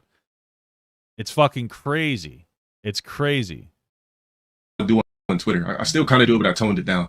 I would say slick shit on the timeline and reply to people with saying slick shit. So the account got lost because it said I was using the account to what is it? I was using the account to spread hate or using the account to cause abuse. So they just mass reported it. So I lost the Twitter. I've been banned on Twitch multiple times. Low Tier God is praying down on what he did, probably, but I guess it is what it is, huh? The most recent time I lost the Twitch, I gifted a popular streamer 20 gifteds, and then randomly the next day it said my account was hit for fraud. Like I've had the account since 2014. So Twitch, Twitter, shit, what else is out there? Okay, I haven't lost my Instagram. It happened on Destiny's chat as well. Oh, really? Damn. People really hate this guy. Holy fuck. So basically Twitch and Twitter and whatever else I could think of. So I heard you've been actually banned on shit too. Yeah, my Twitch is currently banned. My Twitter is perma banned. Yeah, it is what it is. But Yeah, have you tried appealing your Twitter ban? I did, but no hit back. They got it for quote unquote abuse for telling chicks, weave this, weave that, so corny. I say dumb shit, but the way social media works is if you mass report it enough, it activates. You're gonna get hit for something, basically. Yeah, exactly. Yeah, It's a bot system, so Yeah, that's the scary thing about like YouTube and shit is that like if somebody goes through and matters, like we've taken down so many videos and shit. Every single video on my YouTube channel has been manually reported, and I can tell because I get emails on all of them. We've manually reviewed this, and it's okay. Every time I piss somebody off, I always get like 10 of those emails like, oh, they're trying to spam report more shit. Yeah, it's insane. It's so stupid. And like you said, it's all like algorithm driven. Yeah. they tried it on YouTube with me. Because a lot of the shit that used to fly 4 years ago obviously doesn't fly. So a lot of my old videos, they were hitting them for like hate speech and bullying. Like there's an infamous video I had before I was even low tier god. It was a boogie video I made. I think I saw that. That shit was funny, bro. I'm sorry because it was mean as fuck, but it was kind of funny. I know the video. Yeah, we watch it like every day for motivation. No, I know what you're talking about. Yeah. So the origin of that video, for anybody that doesn't know, so before I did YouTube, You know what's funny? At this point, you don't even have to explain it because everybody hates Boogie so much. You don't even like. I don't agree with just hating on people who aren't great, but it's the reality. You know, you got to a point, or you could get to a point as a person or a content creator where it doesn't matter if you're in the wrong or you're in the right. Rather, it doesn't matter if you're in the right. If people hate you enough, it doesn't matter. People could hit you with a bag of rocks when you're in a coma, and they'll scream that the person who hit you was in self-defense. That's just how it comes. It is, brother. That's how it is. my friend, he would send me this guy named Boogie every day. He would send me, and I'm watching him drink Mountain Dew and Doritos. I'm watching him splash in pools. And I said, man, if you keep sending me this guy, I'm going to make a video. I'm going to come over your house. We're going to record it. I'm going to make a video. So he kept sending me and taunting me with Boogie. Is this the video that he was referring to before? All right, we'll watch it. This is what you was talking about before at the event? Is that why you sent that to me? Hope it's not that bad. All right. Who's he playing? The girl or the guy? Probably the girl. This is Wage Black. That makes sense. That was what he called himself. He said that before in the podcast.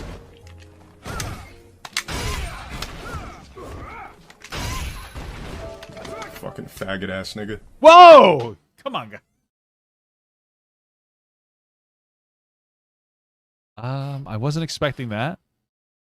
I think we'll move on from that. Jesus. What the fuck?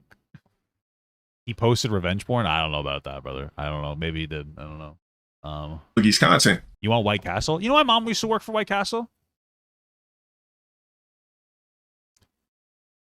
My mom used to work for White Castle. She worked her way up. Pretty high. Pretty cool. Mm-hmm. So I said, fuck it. I said, get your camcorder ready. I'm ready to go. So I go over his house. What's my thoughts on iShowSpeed versus Actman? Can you show me something? I don't know what you're talking about. And I just I sat at home before I went over there and I wrote every fat clown I could think of. I just wrote literally a page full of shit that sounded fat and offensive. Mm-hmm. And so that's where that video came from. So after so many years on the internet, it got flagged for harassment and bullying. That's why you don't see it anymore. That's why it's gone. Yeah, but that was before I was low tier god. I was just like a tirade at that point in time. Damn. Don't make fun of me. All right. Anything else? Oh, you never mentioned that. What does your wife do? Shut up. Questions for you? I think we kind of covered it. I'm just glad I was able to finally get on here, considering the time difference. If there's ever a conversation that I'm either taking part in or you're taking part in, if you ever want my feedback or if you ever want to chat about something or ask me questions or have me grill you on something, yeah, you can always shoot me a message. We can chat. It'd be interesting to talk. Yeah, I'd love to chime in on some of your collection calls with some people and really kind of tap in and see what people think. I think that would be good. Yeah, just let me know. Yeah. All right, cool. Well, hey, listen, I appreciate the conversation. It's cool to see that you've changed over the. It's cool to see a lot of the people that have survived on the internet for 5 or 10 years to see how things have kind of changed over time. It's really interesting. So yeah. Definitely. All right, well, good luck, man. All right, have a good one. Yeah, you too. All right, cool conversation. I liked it. It was cool. It's very pogger. Why do you guys got to make fun of me because I talk about how my wife's a behavioral specialist? Oh, you know what? You're just fucking jealous, dude. You're jealous because I love my wife so much and I talk her up all the time. I gas her up. You wished you had that, nerd. Fuck you, motherfucker. Everyone, thank you so much for watching. And a special shout out to all my Patreon patrons, my YouTube members, and my Twitch subs. If you'd like to learn how you can contribute even more than you already are by simply watching the video, you can check the links down below, which will unlock a special feature depending on the platform that you subscribe to, such as Patreon here that will get your name right here on this wall. Thank you so much, guys, again for watching, and have a good one.